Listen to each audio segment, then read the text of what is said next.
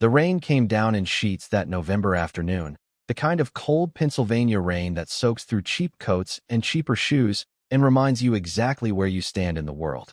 Sarah Whitaker stood at the edge of the cracked parking lot, one hand pressed against the chain-link fence, and stared at the building that was about to become either her salvation or the final, definitive proof that she had never been meant for anything better than this. The warehouse was 4 stories of old red brick, the kind they don't build anymore, with tall arched windows that had been boarded over so long ago the plywood itself had gone soft and black with rot. A faded sign above the loading dock still read Whitman Sons Textile Co, in letters that must have been proud once, back when this part of Lancaster County still made things, still meant something. Now the sign hung crooked. Now the loading bay doors sagged on their rails. Now the whole structure leaned slightly to the north as though it were tired of standing up and was thinking about giving in. $150. That was what she had paid for it. $150 at the county tax auction on a Tuesday morning 2 weeks ago, and she had raised her little paper paddle with a hand that would not stop shaking, and the auctioneer had looked at her the way people had been looking at her for most of her adult life, with a mixture of pity and mild amusement, and he had said, "Sold," to the young lady in the back. And Sarah had felt her whole face go hot, and she had walked up to sign the papers knowing full well that what she had just bought was almost certainly going to destroy her. She was 31 years old. She had a 7-year-old daughter named Lily waiting for her back at the motel on Route 30 where they had been living for the past 4 months. She had $83 left in her checking account after the auction fees. She had a Honda Civic with a transmission that was starting to slip and a check engine light that had been on since August. She had a stack of medical bills from Lily's asthma attack in September that came to a little over $9,000. She had an eviction on her record from the apartment in Harrisburg that she and Daniel had shared before he left, before he disappeared with a woman named Crystal and most of the money in their joint account. She had a high school diploma and 2 years of community college and a resume full of waitressing jobs and retail jobs and one short stint as a bank teller that had ended when the bank closed the branch. And she had a warehouse. She had a warehouse that her older brother Kevin had told her, in no uncertain terms, was going to be the stupidest thing she ever did. "You're out of your mind, Sarah." Kevin had said it on the phone 3 days ago when she had finally worked up the courage to tell him. "You are genuinely, legitimately out of your mind. That place has been sitting empty for 30 years. 30 years. The roof is gone. The pipes are gone. The cop is gone. There's probably asbestos in the walls and lead in the paint and God knows what else in the soil. And you want to what? You want to fix it up? With what money? With what tools? With what time? You work double shifts at the diner, and you've got a little girl who needs you, and you're going to, what, become a contractor? I just need something, Kev." She had said it so quietly she wasn't sure he heard her. "I just need something that's mine. I just need something I can point to and say, this is mine. Nobody can take this from me." "Honey," he said, and his voice had softened in a way that had somehow been worse than the anger. "Honey, they can take anything from you. That's the whole lesson. That's what Mom tried to teach us." But Mom had been wrong about a lot of things, Sarah thought now, standing in the rain. Mom had been wrong about Daniel. Mom had been wrong about community college being a waste of time. Mom had been wrong about God and about luck and about the way the world was supposed to work. Mom had died 2 years ago in a rented room and reading with nothing to her name but a television and a photo album, and Sarah had been the one to clean out that room. And she had stood there looking at the sum total of her mother's 64 years on Earth, and she had sworn to herself that Lily would never have to do that for her. Lily would never stand in a rented room sorting through garbage bags of nothing. Lily would have something. Lily would inherit something. Lily would look at her mother's life and see that it had amounted to something, even if it was only 4 walls and a roof that her mother had fought for with her bare hands. The wind picked up and drove the rain sideways into her face. Sarah pulled the hood of her coat tighter and pushed through the gap in the fence where the chain had long since been cut by vandals or scrappers or kids. The gravel of the parking lot crunched under her boots. Weeds had grown up through every crack, tall enough now that they brushed her thighs when she walked, and she tried not to think about ticks, about snakes, about the rusted nails and broken glass that must be hiding underneath. The front office door was padlocked, but she had the key. She had the key. She still couldn't quite believe that. The county had given her a key at the auction, a heavy brass thing on a paper tag, and the tag had the address written in faded pen, and Sarah had held that key in her hand on the drive home, and she had felt something she had not felt in a long, long time. Not quite hope. Something leaner than hope. Something more like a dare. The padlock resisted at first, the tumblers stiff with rust, but it gave with a grinding click and fell open in her hand. She pushed the door. It stuck, scraped against warped linoleum, and then yielded, and she stepped out of the rain and into the warehouse for the first time as its owner. The smell hit her first. Mildew, decades of it, that wet black smell of books left in a flooded basement. And under that, something older. Something like machine oil and cotton dust, and men who had worked hard and sweated into their clothes and come home to families that were waiting for them. The smell of the last century. The smell of work that had stopped. She stood in what had once been the front office and let her eyes adjust. Gray daylight filtered in through the filthy windows and showed her a room that had been picked over and left for dead. A metal desk was overturned in one corner, its drawers missing. A single wooden chair sat in the middle of the floor as if someone had been sitting in it when they decided to leave and had just stood up and walked away. Calendars on the wall, sun-faded and water-stained, showed a month and year she couldn't quite read. The floor was layered with paper. Not trash, exactly. Documents. Invoices. Shipping manifests. Decades of business correspondence scattered across the linoleum like leaves after a storm. Sarah knelt and picked up one of the papers. A bill of lading, dated September 1978.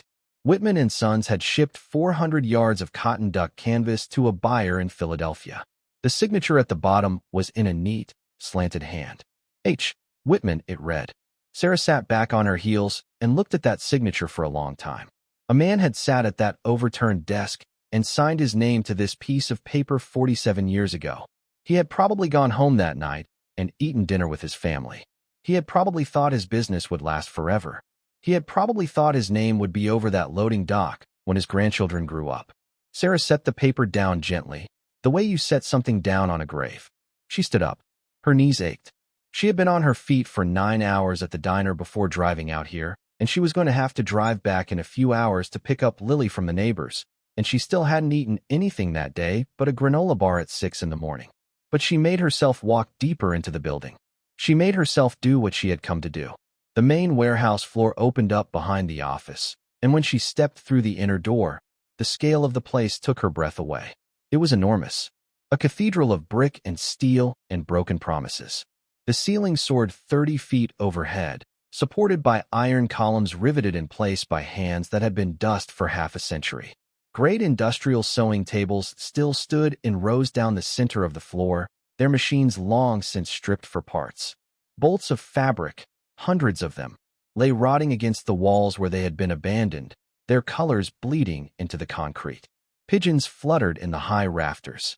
A hole in the roof, maybe 6 feet across, let the rain fall in a steady gray column down through the air and onto the floor, where it had carved out a small dark pond in the concrete. Her breath clouded. It was colder inside than out. Somehow colder. Kevin was right. Of course Kevin was right. No sane person would have done what she had done. No sane person looks at a building like this and sees anything but a money pit, a liability, a lawsuit waiting to happen. The insurance alone, if she could even get insurance, which she probably couldn't. The taxes, the permits, the contractors she could not afford, the work she did not know how to do. But her mother's voice was in her head, too, now. Not the voice of her mother's failures. Not the voice that had taught her the world took everything. A different voice. An older voice. From when Sarah had been very small and her mother had still been a woman who believed in things. They can take your money, honey. They can take your house. They can take your job. But they can't take what you build with your own 2 hands. Not if you build it right. Not if you build it for love. Sarah wiped the rain from her face and walked the length of the warehouse floor, stepping carefully over fallen beams and puddles and tangles of electrical wire. She was taking inventory, though she didn't quite have a plan yet for what the inventory would tell her. At the far end of the building, opposite the loading dock, a concrete ramp led down to a lower level. A basement. She had not known there was a basement. The auction listing had mentioned only the 4-story structure and the parking lot. It had said nothing about what was below. She went to the top of the ramp and peered down. The darkness below was complete. The smell that rose up from it was worse than the smell on the main floor, thicker, more organic, like something had died down there, and become the foundation of something else. She pulled her phone from her pocket. 7% battery. The flashlight would drain it fast. She turned it on anyway, and the thin cold beam cut into the dark, and she started down. The ramp was longer than she had expected. 30 feet, maybe 40, sloping down at a steep angle into the earth. The air grew colder with every step. When she reached the bottom, she swept the light around and found herself in a long, low-ceilinged room supported by brick pillars. The floor was packed dirt. There was no electricity, no plumbing, nothing to suggest the room had ever been finished for human use. Just storage. Just a cellar. Just a forgotten hollow carved out under a forgotten building. Wooden crates lined one wall, dozens of them, stacked 2 and 3 high. Sarah walked over and wiped the grime off the nearest one. Stenciled letters on the side read Whitman and Sons Lot 47 1961. She tried to lift the lid. It was nailed shut. She pushed at another crate. Also nailed shut. All of them, she realized, walking down the row. All of them sealed. All of them left behind when the business went under. Bolts of fabric, probably. Old inventory no one had bothered to come back for. She kept walking. The phone light picked out more crates, a rusted furnace, what looked like an old coal chute long since bricked over. At the far end of the basement, the wall made a strange turn. It jutted inward about 4 feet, then ran on for another 10 before returning to its original line. Sarah stopped. She stood there with the phone held up and looked at that wall for a long time. A false wall, or the corner of another room. A closet built into the foundation, maybe for records, maybe for valuables, back when a textile mill had needed to keep its ledgers somewhere safe from fire. She reached out and touched the brick. It was the same aged brick as the rest of the foundation, the same crumbling mortar, the same patina of 100 years of dampness. But when she knocked on it, softly, with her knuckles, the sound was different. It was hollow. She knocked again, 3 times. Hollow. A space behind it. A space she had paid $150 to own and had not known existed. Her hand was shaking. Her whole arm was shaking. She told herself it was the cold. She stepped back. She told herself she would come back tomorrow. She told herself she needed to get home to Lily. She told herself all the sensible things, all the things a responsible mother and a tired woman at the end of a long day would tell herself. And she turned around and walked back up the ramp and out through the warehouse floor and out through the office and locked the padlock behind her and drove home in the rain. And she did not sleep that night. Not at all. The motel room was one of 12 in a low single-story building called the Red Maple Inn, though there were no maples on the property and nothing red except the neon vacancy sign that buzzed and flickered all night long outside their window. Sarah had negotiated a weekly rate back in July, $240 a week for a room with 2 double beds, a bathroom with a cracked tile floor, a mini fridge that leaked, a microwave that worked only on the lowest setting, and a television bolted to the dresser that got 3.5 channels. It was not a home. Everyone in the room knew it was not a home, but it was where they lived. Lily was asleep when Sarah got back, curled up in the bed by the window with her brown hair fanned across the pillow and her stuffed rabbit tucked under her chin. The rabbit was named Oatmeal. Oatmeal had been with Lily since she was 2, since before Daniel had left, since before everything had started to come apart, and Oatmeal was missing one eye and had a patch on his foot where Sarah had sewed him back together after the dog at the old apartment had gotten hold of him. Lily could not sleep without Oatmeal. Sarah sometimes thought that she herself could not sleep without the sight of Lily sleeping with Oatmeal. It was a little ritual of love, a thing that had survived. Mrs. Delgado from 2 doors down, who watched Lily after school on the nights Sarah worked late, had left a note on the bathroom mirror. She ate all her green beans tonight. The note said, "She was very proud. She wants you to know." Mrs. Delgado was 68 years old and lived with her husband Raphael, a retired mechanic, and she had taken one look at Sarah and Lily 4 months ago when they had moved in and had quietly, without being asked, started leaving paper plates of food on their doorstep 2 or 3 nights a week. Pots of rice, stews, tamales at Christmas. Sarah had wept the first time, standing in the doorway with a warm plate in her hands, and Mrs. Delgado had waved it off as though it were nothing, as though feeding strangers were simply what any decent person would do, and had walked away down the concrete walk without another word. Sarah changed out of her wet clothes in the bathroom so she would not wake Lily. She hung the coat over the shower rod. She sat on the closed toilet lid in her pajamas and pressed her hands against her face and tried to think. A hollow wall. A hollow wall in a basement in a warehouse she had paid $150 for. It meant nothing. It probably meant nothing. False walls in old buildings were not uncommon. Sometimes they hid plumbing. Sometimes they hid electrical panels.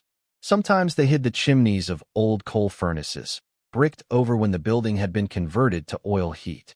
A hollow space behind a basement wall in a 100-year-old textile mill was almost certainly nothing at all. But she could not stop thinking about it. She could not stop seeing it. The way the wall had jutted. The way the knock had sounded. The way something in her chest had tightened when she had stepped back from it, as if her body had understood something her mind had not yet been willing to name. She did not go back to the warehouse the next day. She had a double shift at Millie's Diner on Route 30, 7 in the morning until 11 at night, with a half-hour break in the middle to drive Lily to school and pick her up and drop her at Mrs. Delgado's. She did not go back the day after, either. The day after that was Saturday, and she and Lily had their Saturday ritual, which was pancakes at the diner where Millie, who owned the place, always waved away the check with a look that brooked no argument, and then the public library for 2 hours, and then the laundromat, and then home. It was Sunday when she went back. Sunday afternoon, bright and cold, with Lily in the passenger seat of the Civic and a thermos of hot chocolate between them. Sarah had not planned to bring her daughter. She had planned, in fact, specifically not to bring her daughter. A rotting warehouse with holes in the roof and broken glass on the floor was no place for a 7-year-old. But Lily had asked, in the way Lily had of asking things, which was to ask once, softly, and then to look up at her mother with those enormous brown eyes that were her father's eyes, and wait. "Mama, are you going to the building today?" "Yes, baby. Can I come? I want to see it. I want to see what you bought." And Sarah, who had said no to so many things over the past year, so many small good things because there was no money for them or no time for them or no safe way to say yes, had heard herself say yes. She had heard herself say, "Put your coat on. The warm one. And your boots. We're going to be careful." Lily's eyes had gone round. "Really? Really? But you stay with me. You hold my hand. You do not run ahead. Do you understand?" "I understand." Now, driving through the gray Sunday afternoon, Lily was singing under her breath in the passenger seat. She was singing a song she had made up herself about a penguin who lived in a mailbox, and she had been refining it for about 6 weeks now. Sarah listened and tried to memorize it. She had learned, over the last year, to memorize things. The songs Lily made up. The jokes Lily told. The shape of Lily's face when she was concentrating on her homework. Because you could not trust the future to preserve anything. Because everything got taken, eventually, and the only thing you really owned was what you had already put inside your own head. They pulled into the parking lot. Lily pressed her face to the window. "Mama, is that it?" "That's it. It's really big. It really is." Lily was quiet for a moment. Then she said, with the grave seriousness she sometimes produced at unexpected moments, the seriousness she had inherited from nobody Sarah knew, "It's not ugly." Sarah turned to look at her. "What?" "It's not ugly. It looks sad, but it's not ugly." And Sarah looked again, through her daughter's eyes, at the brick and the arches and the old sign and the way the last of the afternoon sun caught on the glass of the one window that wasn't boarded over. And she saw, for just a moment, what Lily was seeing. She saw the building that had been there before the building fell apart. She saw the building that might, possibly, conceivably, come back. Her eyes stung. She squeezed the steering wheel hard. "Come on," she said. "Let's go look." They walked the fence line first. Sarah held Lily's gloved hand the whole way. Lily wanted to know everything. What was that? What was this? Why were the windows covered up? What were the weeds? What was the building for before? Sarah answered as best she could. "They made cloth here," she said. "Big rolls of cloth. Cotton. Like your sheets are made of. Like my apron at work. A man named Mr. Whitman owned it a long, long time ago, and then his sons, and then the business closed and nobody took care of it anymore." "Why did the business close?" "I don't know, baby. Things change. Places where they made things here started making them in other places. It happened to a lot of towns. Is that why we don't have a house?" The question hit Sarah like a small stone between the ribs. Lily was still looking at her, curious, not upset, asking in the way children ask, without the weight adults would have given the question. Sarah knelt down on the cold gravel, so she was eye to eye with her daughter. "Sort of," she said. "Sort of. Things got hard for a lot of people when the work went away. But that's not forever, baby. That's not the end of the story. Okay, okay. We're going to be okay. You know that, right? Lily nodded, slow and sure. I know. How do you know? Because you said. Sarah could not quite look at her then. She stood up and brushed the gravel off her knees and said, roughly, come on. Let me show you inside. But you have to stay right next to me. You don't touch anything. You don't step anywhere I haven't stepped first. Promise. Promise. They went in through the office. Lily's hand tightened in hers as they passed through the smell and the dim light. Sarah had brought a real flashlight this time, a heavy one from the dollar store, and she had changed the batteries that morning. She swept the beam around the office and let Lily look. Lily was silent for a long time. Then she said, Mama, whose papers are all those? The old owner. Mr. Whitman. Nobody ever came back to clean them up. Can we keep them? I don't know, baby. Maybe. Why? They have pretty writing. Sarah looked down at her. Yeah, she said. They really do. They did not go into the basement that day. Sarah had decided, on the drive over, that she would not do that with Lily there. The hollow wall would wait. The hollow wall had waited 30 years. It could wait another week. She and Lily walked the main floor together, and Sarah pointed out the great sewing tables and the iron columns and the place where the rain had carved its little pond, and Lily made observations that Sarah filed away. Lily said the columns looked like the legs of a giant. Lily said the pigeons in the rafters were having a meeting. Lily said the smell was the smell of old books, and that she liked it. Lily said, at one point, quite unprompted, Mama, you could put windows back. Real ones. And let the sun in. Sarah laughed, a short bright laugh that caught her by surprise. Yeah, she said. Yeah, I could. That night, after Lily was asleep, Sarah sat at the little motel table with a cup of Mrs. Delgado's coffee and a legal pad, and she wrote at the top of the first page, in careful block letters, what to do. Below that, she wrote, go back and look at the wall. If nothing, keep clearing. If something, decide. She stared at the page for a long time. She did not know what it meant. If something, decide. She did not know what the decision would be. She only knew that there was a hollow space under her building, and she had been the one to find it, and she was going to have to go back down there alone. She went back on Wednesday. She traded shifts with another girl at the diner, and she drove out in the early afternoon while Lily was at school, and she brought with her a hammer, a crowbar, a better flashlight, a box of heavy-duty trash bags, a bottle of water, and a ham sandwich wrapped in foil that she did not end up eating. She parked in the lot. She unlocked the padlock. She walked through the office and across the main floor and down the concrete ramp to the basement. She stood in front of the hollow wall with the flashlight held high, and she looked at it, and she did not move for a very long time. Because the thing was, if there was nothing behind it, then she was just a tired woman in a basement about to make a mess. But if there was something behind it, then her life was about to change, and she did not know yet if she was ready for her life to change. Her life had changed so many times already, and every single change had been a loss. She did not entirely trust change. She did not entirely trust the feeling in her chest that kept telling her the wall mattered. She thought about Lily. She thought about the way Lily had said, Mama, you could put windows back. She thought about her mother dying in that rented room, and about Mrs. Delgado leaving plates of food in the dark, and about Kevin on the phone saying, they can take anything from you.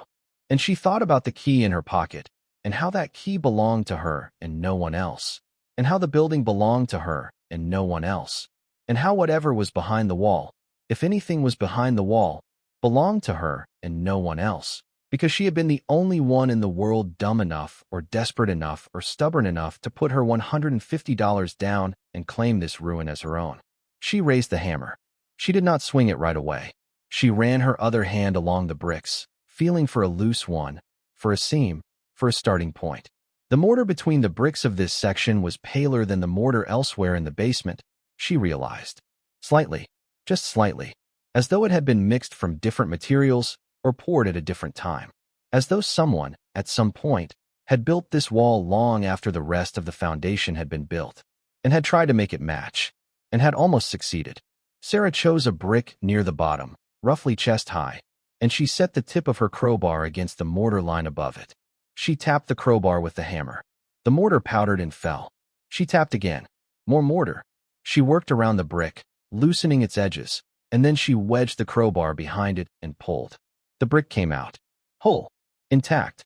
Surprisingly light. She set it on the ground and shone the flashlight into the hole. She could not see anything. The beam vanished into black. The air that came out of the hole was colder than the air in the basement. It had a smell she had not smelled before. Not mildew. Not rot. Something dry. Something almost metallic. Something old in a way that was different from the rest of the building. Her heart was hammering now in a way she could not pretend was the cold. She pulled out a second brick. A third. A fourth.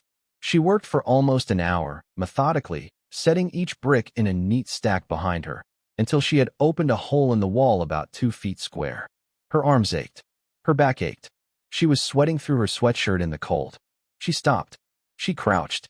She shone the flashlight through the hole, and the beam picked up something. Something metallic. A dull, heavy yellow gleam. Not the gleam of rust. Not the gleam of brass. Something warmer. Something deeper. Sarah's mouth went dry. She told herself, very calmly, very firmly, that what she was looking at was almost certainly brass. Brass fittings. Old brass valves from the furnace system. Or copper, tarnished to a color that looked, in the uncertain flashlight beam, like something it was not. She told herself that gold was not real in the way that people imagined gold to be real. Gold did not simply sit behind walls. Gold belonged to countries and banks and very rich men and movies. Gold did not belong to 31-year-old single mothers in Pennsylvania living in motels. She reached her arm through the hole. The space on the other side was bigger than she had expected. Her hand found cold air, then cold stone floor, then something solid. She felt along its surface. A shape. A rectangular shape. Heavy. Her fingers closed on it. She pulled it out through the hole. It was a bar. A small bar. About the size and thickness of a bar of motel soap, but heavier by a magnitude she had not been prepared for. She had been expecting, from the look of it, maybe a pound. What she was holding felt like it was 5 or 6 times that. It was dense in the way that only one kind of thing is dense. She brought it up close to her face. She held the flashlight on it. There were markings stamped into its surface. A set of numbers she did not understand. A small shape like a bull or a buffalo. The number 400-ounce T. The letters fine gold 999. 9. Her hands shook so hard she nearly dropped it. She set it down on the dirt floor very carefully, as if it might break, though nothing in the world could have broken it. She sat down next to it. She did not realize she was crying until she tasted salt at the corner of her mouth. She looked back at the hole in the wall. She could see, dimly, in the beam of the flashlight, that what lay behind the wall was not 1 bar. Not 2. Not 10. The hole went back further than the beam could reach, and every flat surface her light touched showed her the same dull warm yellow, the same stacked rectangular shapes, row upon row upon row, in a space she could not yet see the end of. She said, out loud, to no one, in the cold and the dark, "We're going to be okay." She said it again. She said it 3 times. "We're going to be okay. We're going to be okay. We're going to be okay." And then she put her head down on her knees, and she wept the way she had not wept since her mother's funeral. And she wept for every single day of the last 4 months in the Red Maple Inn. And she wept for Lily's green beans and Lily's rabbit and Lily's made-up songs. And she wept for the woman she had been at 22 when she had married Daniel and thought she knew what her life was going to be.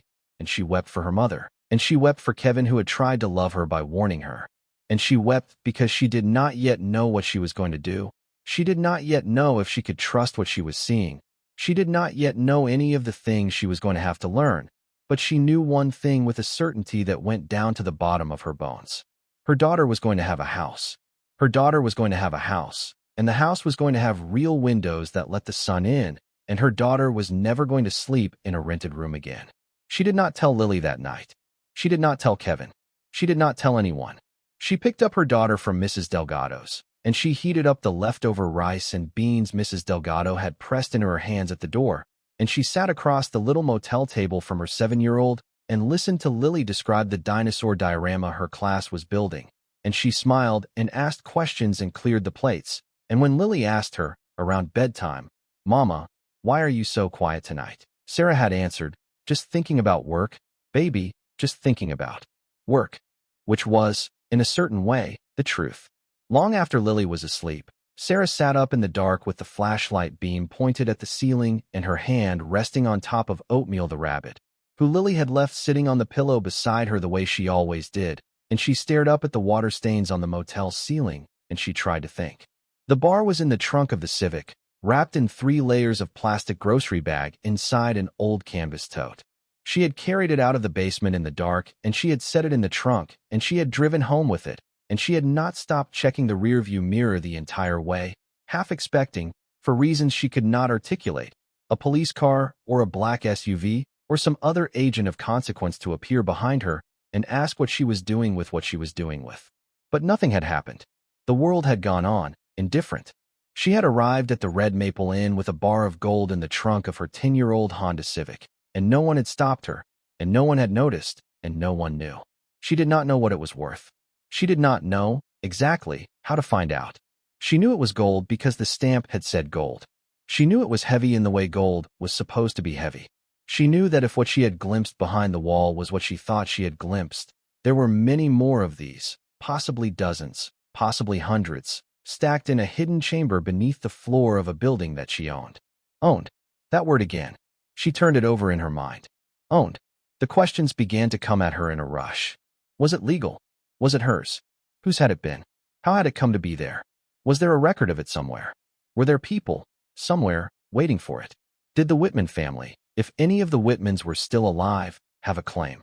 Did the county have a claim? Did the IRS have a claim? What did you do if you were a woman with $83 in her checking account, and you were suddenly, possibly, standing on top of a fortune that was not the kind of fortune anyone in your family had ever had or known how to have? She made herself breathe. She made herself think practically. First, she thought, she needed to know what she actually had.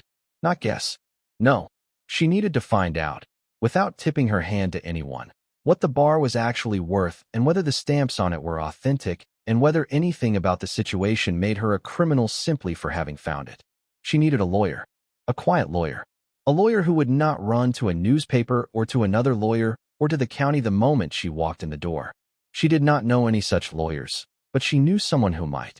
She knew someone who had used a lawyer, once, to sort out his own father's estate. And that someone was her brother Kevin. She did not want to call Kevin. Kevin was going to say, "I told you so," about the warehouse, and he was going to say it was crazy, what she had found, and he was going to try to take over, because he was 4 years older than her, and that was what he did. But Kevin was also, she had to admit, the only person in her life who had ever actually shown up when it counted. Kevin had driven through a snowstorm to sit with her the night Daniel left. Kevin had co-signed the lease on the Harrisburg apartment when nobody else would. Kevin was exhausted and overworked and bitter about the way his own life had gone, but Kevin was hers. She would call Kevin in the morning. She would not tell him everything. She would tell him she needed a lawyer. She would tell him enough and no more. Second, she thought, she needed to secure the site.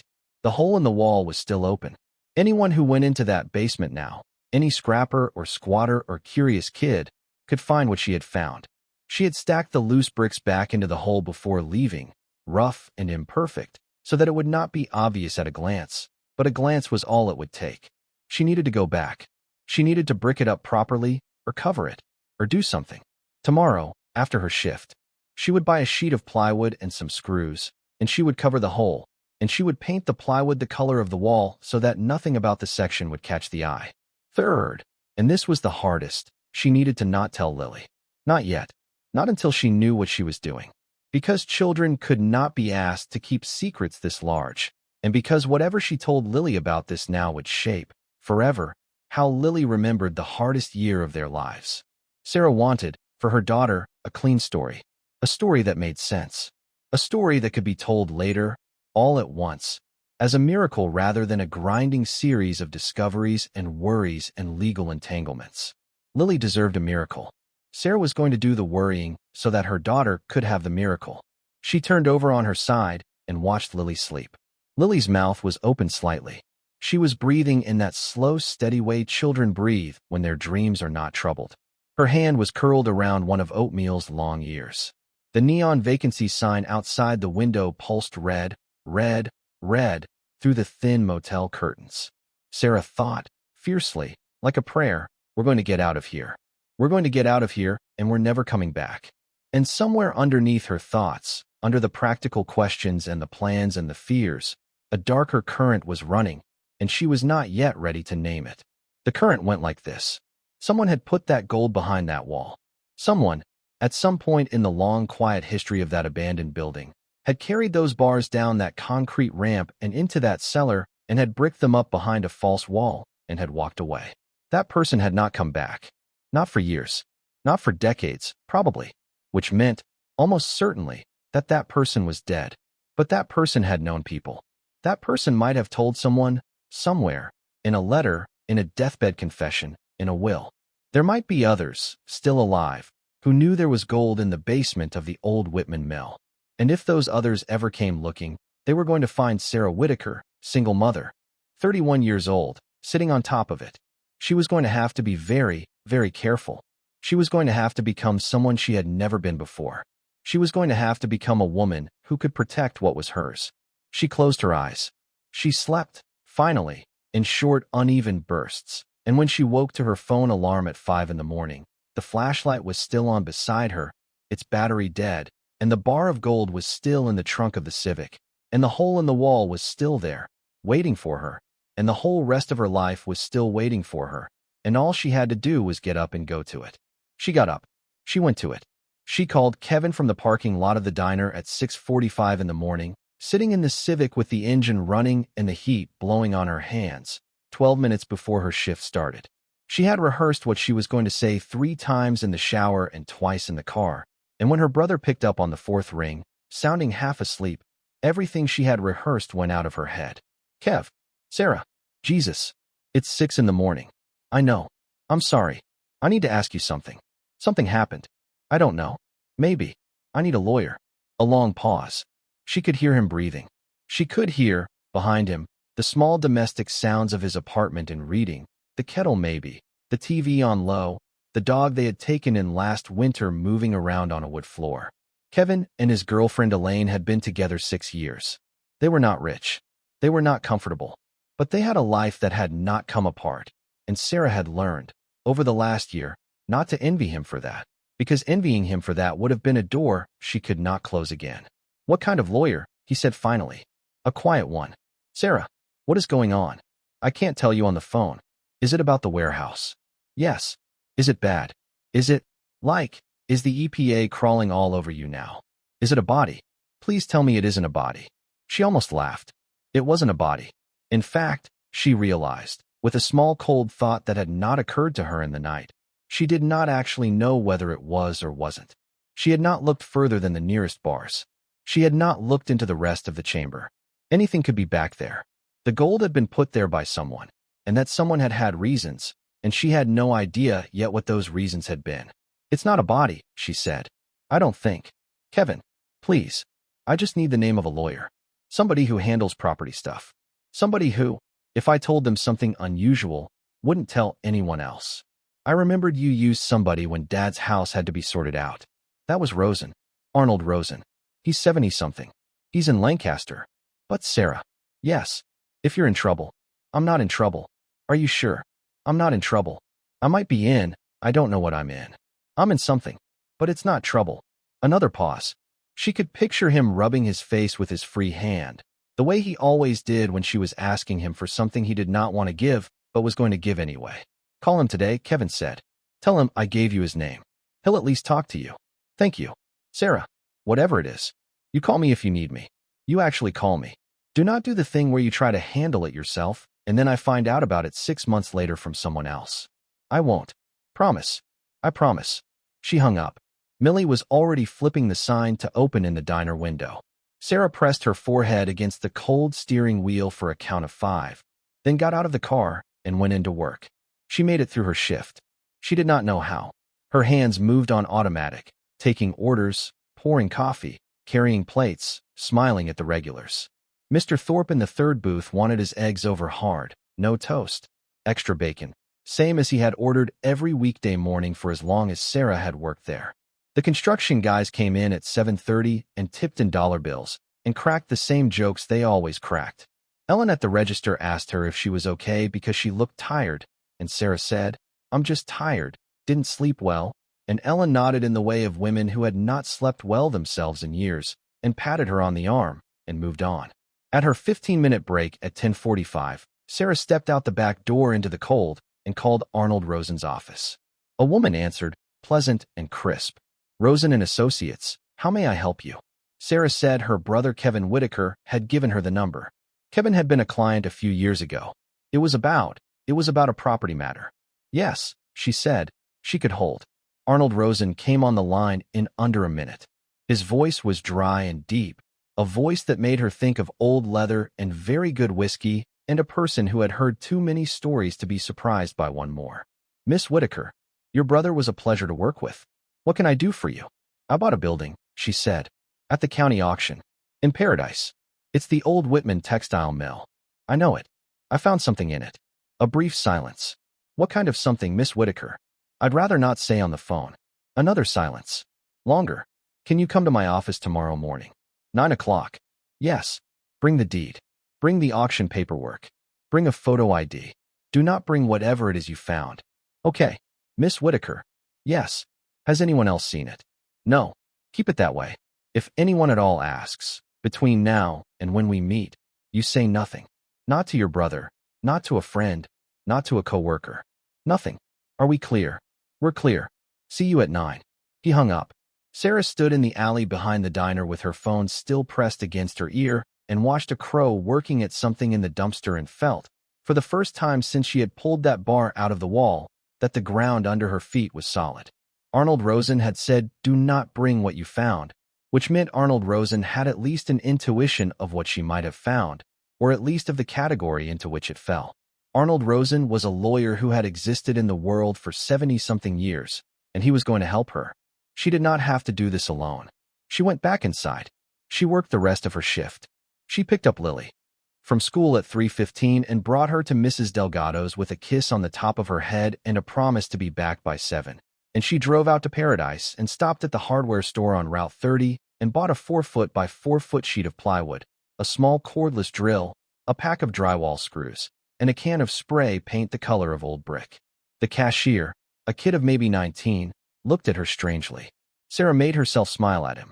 Patching a cellar wall, she said. He shrugged. She drove to the warehouse. She unlocked the padlock. She carried the plywood and the tools and a flashlight down through the office and across the main floor and down the concrete ramp to the basement. The hole in the wall was exactly as she had left it, bricks stacked roughly back into place. She removed the bricks again. She shone the flashlight in. She meant to be quick. She meant to cover the hole and get out and go home to Lily. But the beam caught on the nearest bars, and she could not quite bring herself not to look. She knelt down and pressed her face to the opening. The chamber on the other side, as far as her beam could reach, was stacked with the same dull, warm metal. She counted what she could see. 7 bars across the front row, 7 deep in what she could make out, at least 3 rows tall. And the chamber went back further than the beam, so there was no telling what else was behind them. At least 150, probably more, maybe a great deal more. She sat back on her heels. She thought about the single bar in the trunk of her car, and she thought about the stamp on it, for 100-ounce T fine gold $9.99. 9. And she thought that she did not know exactly what 400 troy ounces of fine gold was worth on a given day in a given market, but she had a rough idea from things she had read, from things she had half remembered seeing on cable news, and the rough idea was that it was a sum of money she could not hold in her head. And there were not one of them. There were many. She put the bricks back in the wall. She set the sheet of plywood against the wall over the hole. She drove the drywall screws into the mortar lines with the cordless drill, anchoring the plywood in place. And then she spray painted the whole sheet in streaks of red-brown to match the brick, and she stepped back. In the flashlight beam, it was not invisible, but it was not obvious either. A casual look would pass over it.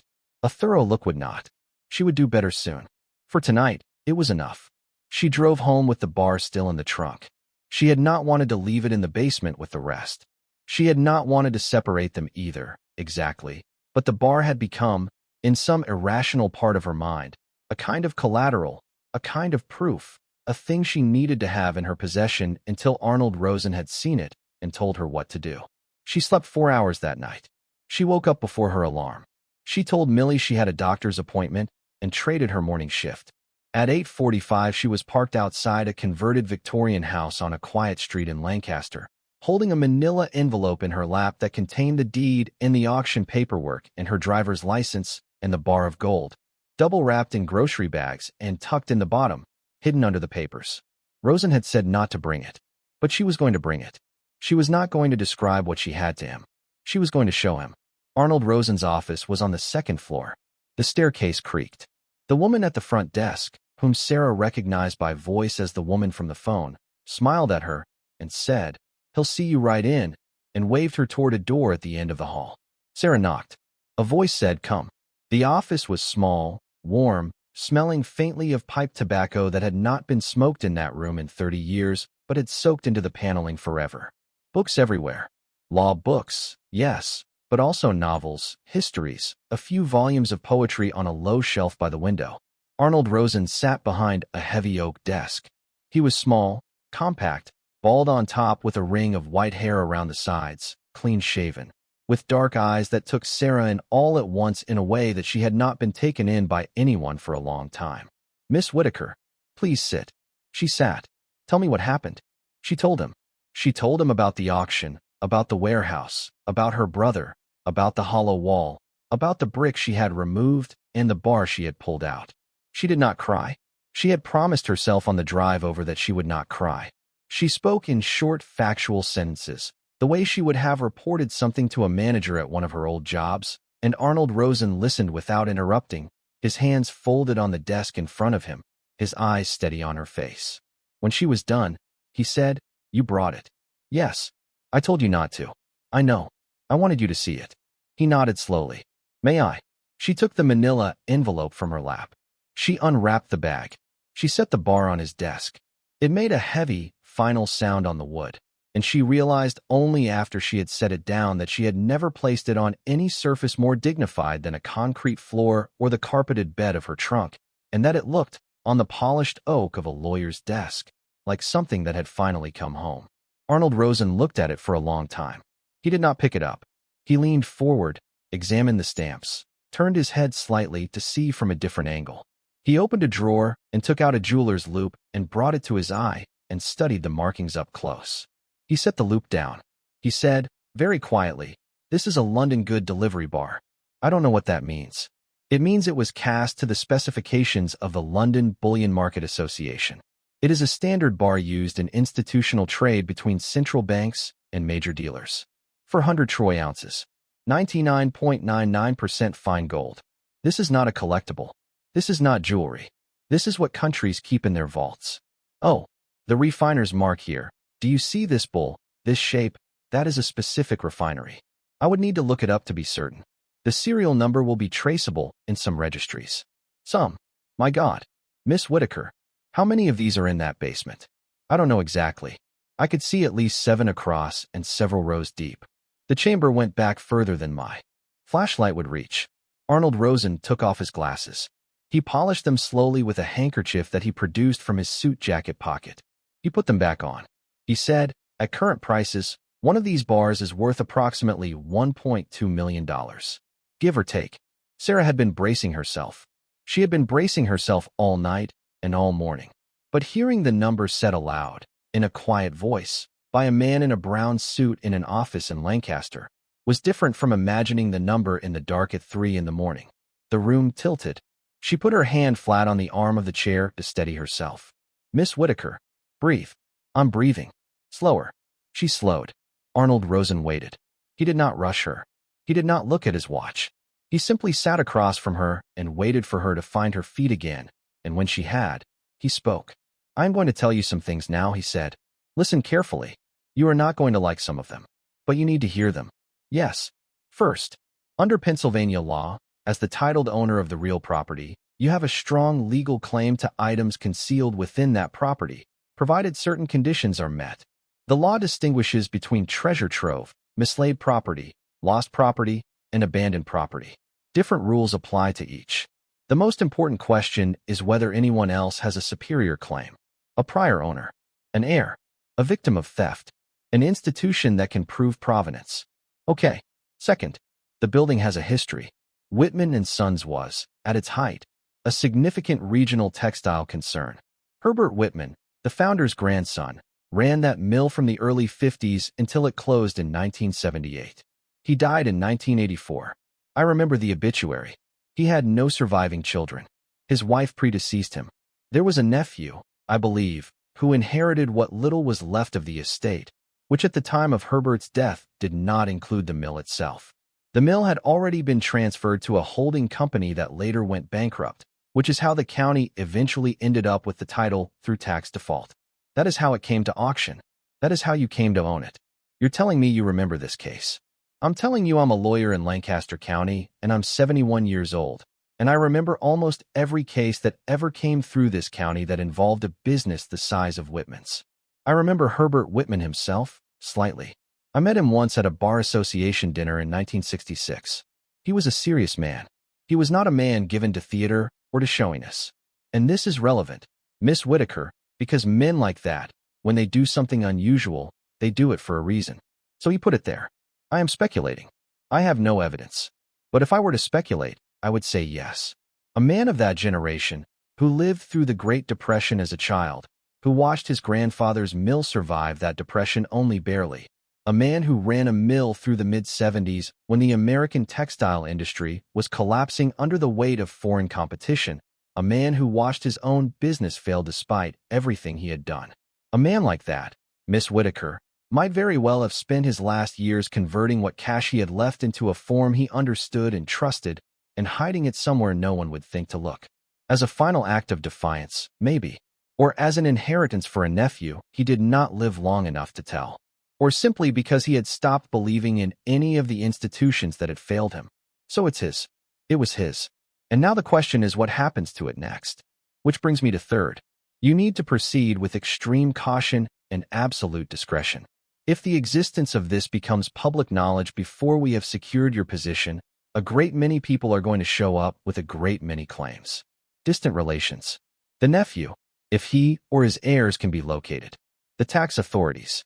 Anyone who might argue that the holding company's bankruptcy estate has some lingering interest. Insurance carriers, if any record can be found of insured losses involving Whitman and Sons. Criminals, frankly, who will not be interested in legal arguments at all. You cannot, Miss Whitaker, walk into a bank in Lancaster next week with a 400-ounce gold bar. You cannot post about this on social media. You cannot tell your friends at work. You can barely, at this point, tell your brother, and I understand that that is difficult, but I am telling you this because your safety and your daughter's safety are going to depend on it. My daughter. Yes, your daughter especially. Sarah thought of Lily asleep in the bed by the window, with her hand on Oatmeal's ear, and she felt something go cold in her chest. What do I do? She said. You hire me, Arnold Rosen said. You hire me today. You sign a retainer.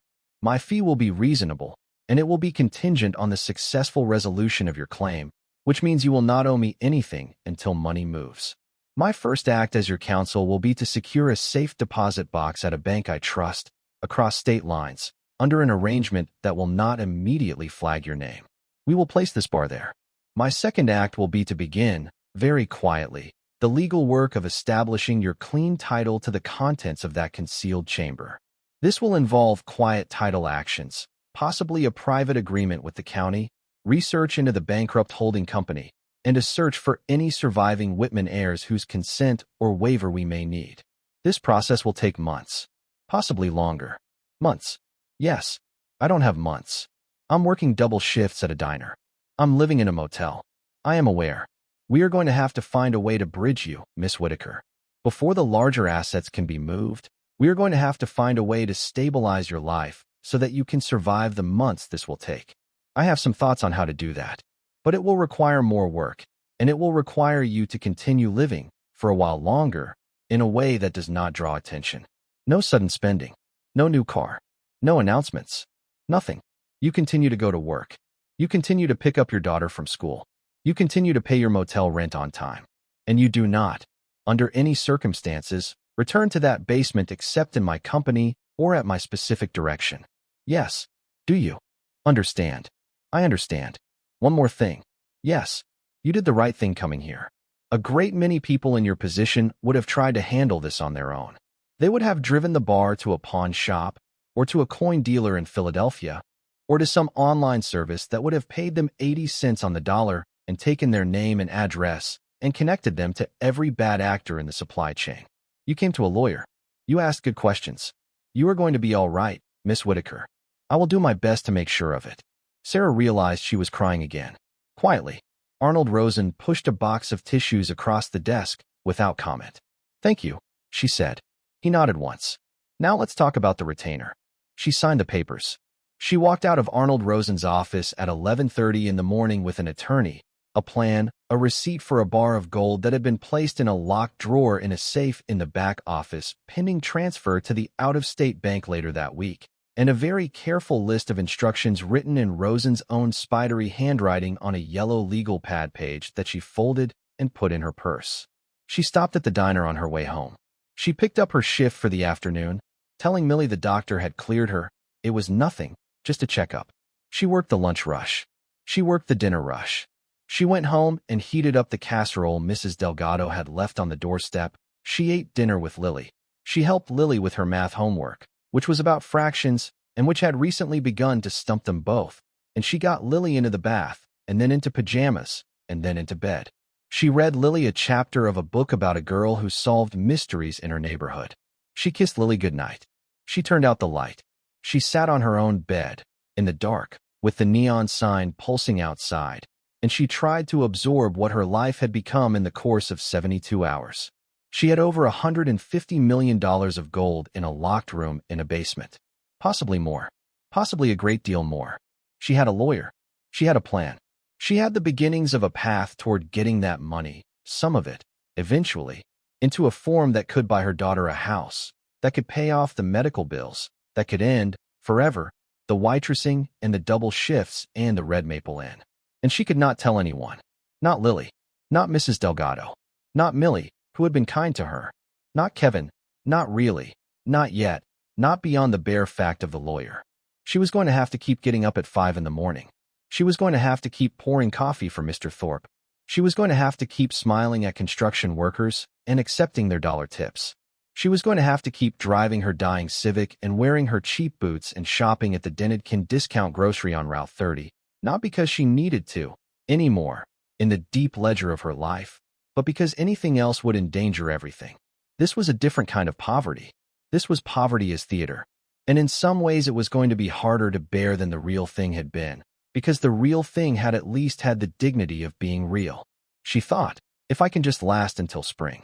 If I can just last until spring, the lawyer will have this sorted out, and Lily and I will be out of here. She lay down. She slept badly. And the next morning, and the morning after, and every morning of the weeks that followed, she got up and went to the diner. The first person to find out that Sarah Whitaker had bought the old Whitman mill, apart from Kevin, was a woman named Denise Farrow. Denise had been in Sarah's graduating high school class, and Denise now worked at the Lancaster County Recorder of Deeds as a clerk, and Denise had a mouth, as Sarah's mother used to say, that ran on its own separate clock from the rest of her. Denise had processed the paperwork on the auction. Denise had remembered the name. And Denise, within about 4 days of the sale, had told her sister, who had told her best friend, who worked at the hair salon on Route 30 that most of the women in that part of the county used. And by the middle of November, it was simply a known thing in the community that Sarah Whitaker, the Whitaker girl, Kevin's sister, the one who had married that Daniel, and look how that had turned out, had gone and bought the old textile mill for $150. Sarah found out that people knew when Mr. Thorpe, over his eggs one morning, cleared his throat and said, "I hear you've come into some real estate, young lady." She nearly dropped the coffee pot. Mr. Thorpe was 78. He had been a land surveyor before he retired. He was not a mocking man, but he had the kind of dry amusement in his voice that made Sarah's face heat. "Just a building," she said. "The old mill, I heard." "That's the one." He nodded slowly. "Lot of work there." "Yes, sir." "You planning to live in it?" "I don't know yet." "You got contractors lined up?" "No, sir." Another nod. He took a sip of his coffee. Then he said, quietly, not looking at her, "My father worked in that mill. 1940 through 1953. Herbert Whitman paid him a fair wage. Not a big one, but a fair one. There were some men in this county at that time who did not pay fair wages. Herbert Whitman did. I thought you might want to know." "Thank you," Sarah said, and her throat had closed a little, and Mr. Thorpe had gone back to his eggs as if none of it had happened, and she had moved on to the next table with her head full of this new, surprising piece of information. Herbert Whitman had paid a fair wage. Herbert Whitman, who had possibly hidden gold in his own basement before he died, had been known, in this county, as a man who paid a fair wage. She filed it away. It changed things. She did not yet know how. The mockery started with her cousin Dale. Dale was Kevin's age, 35, married with 3 kids, lived in a split level up the road from Kevin and Elaine. Dale had always thought he was funnier than he was, and Dale had heard about the warehouse from Kevin, probably, or from one of the other cousins, and Dale had decided to make it a running joke at the family Thanksgiving, which that year was being hosted by their Aunt Phyllis in Reading, and which Sarah was expected, by every unspoken law of the family, to attend. She considered not going. She considered calling in some excuse. But Lily loved her cousins, and Lily loved Aunt Phyllis's pumpkin pie, and Lily had been asking about Thanksgiving for 2 weeks, and Sarah was not willing to take Thanksgiving away from her daughter on top of everything else Sarah had taken away from her daughter already. So they went.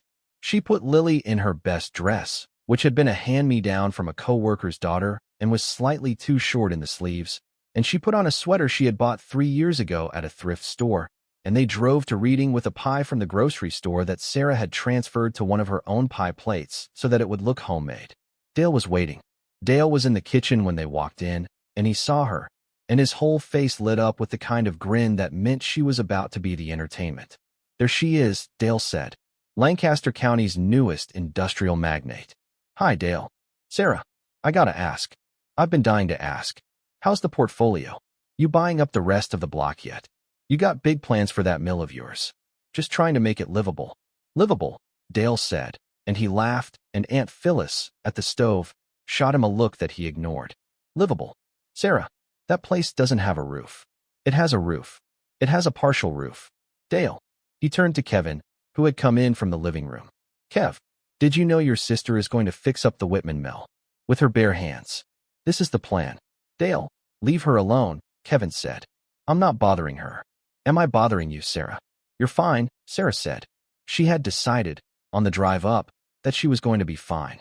She had decided that Dale would have his fun and it would pass, and she would eat Aunt Phyllis's pie and go home. She had the knowledge of what was in the basement to hold against every stupid thing any of them said, and that knowledge was hers alone, and that knowledge made her, in a way she could feel in her bones, untouchable at this table. Lily, by her side, had gone very quiet. Lily had her hand in Sarah's. Lily was looking up at Dale with an expression that Sarah did not entirely recognize on her daughter's face. Not fear, not confusion, something sharper. "Well," Dale went on, waving a piece of celery he had picked up from the vegetable tray, "I just think it's interesting. I think it's a bold move. I think it's, frankly, a little nuts, Sarah. I don't want to be that guy, but somebody in this family has got to say it. You got a kid to think about. You can't go sinking what money you have into some. I mean, have you even been inside that place? Have you seen what's in there?"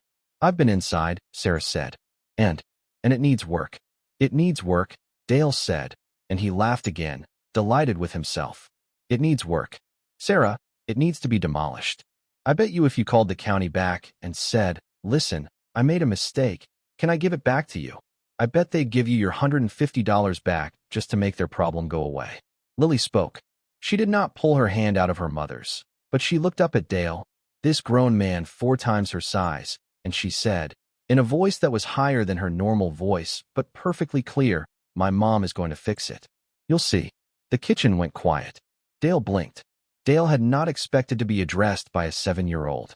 Dale, to his credit, did not laugh at Lily. But he did smile, a small patronizing smile, and he said, "Well, sweetheart, I hope you're right." "She is right," Lily said. "Oh, is she?" "Yes." "Okay," Aunt Phyllis said, loudly, from the stove. "Who wants to help me with the potatoes?" "Lily, baby, come here, I need a good potato helper." "Sarah, sweetheart, go sit down in the living room. You look tired. Let me bring you a glass of something." Sarah let her aunt move her out of the kitchen. She let Lily go to the potatoes. She sat down on Aunt Phyllis's floral couch in the living room, and she pressed her hands against her eyes for a second, and she breathed.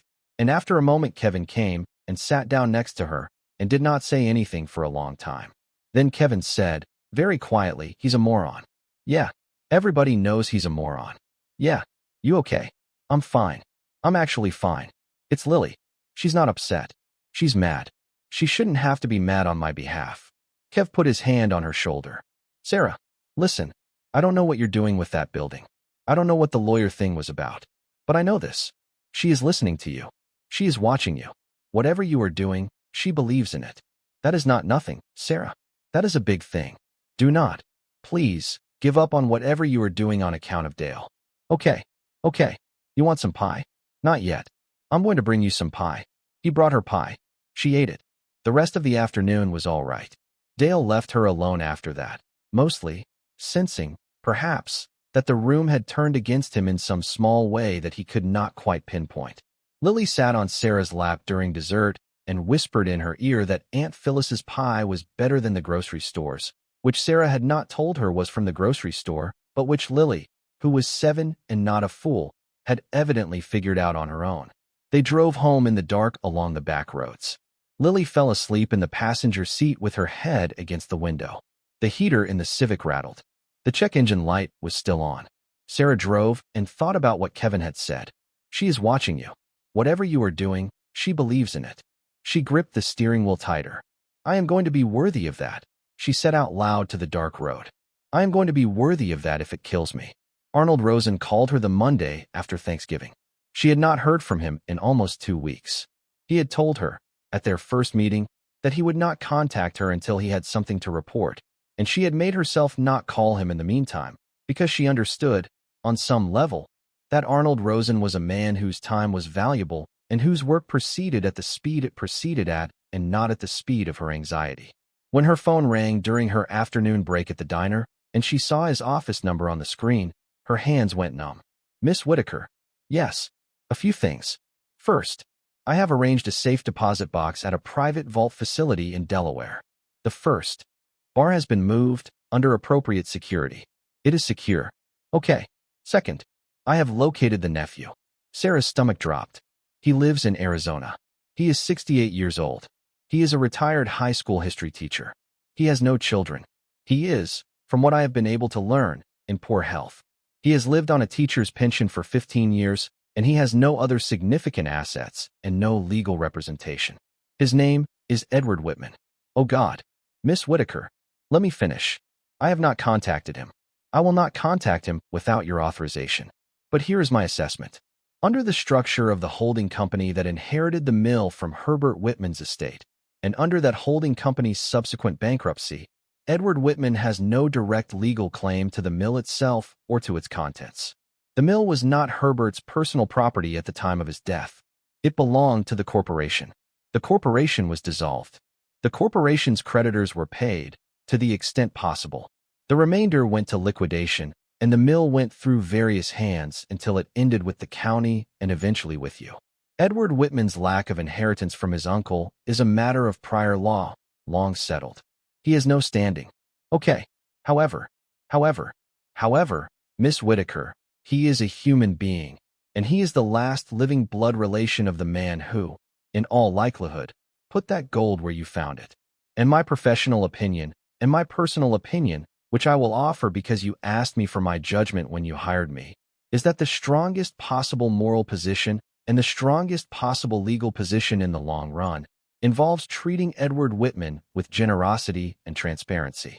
Not because you have to, because it is the right thing to do, and because it forecloses any avenue by which he or any future heir of his might someday attempt to challenge your title.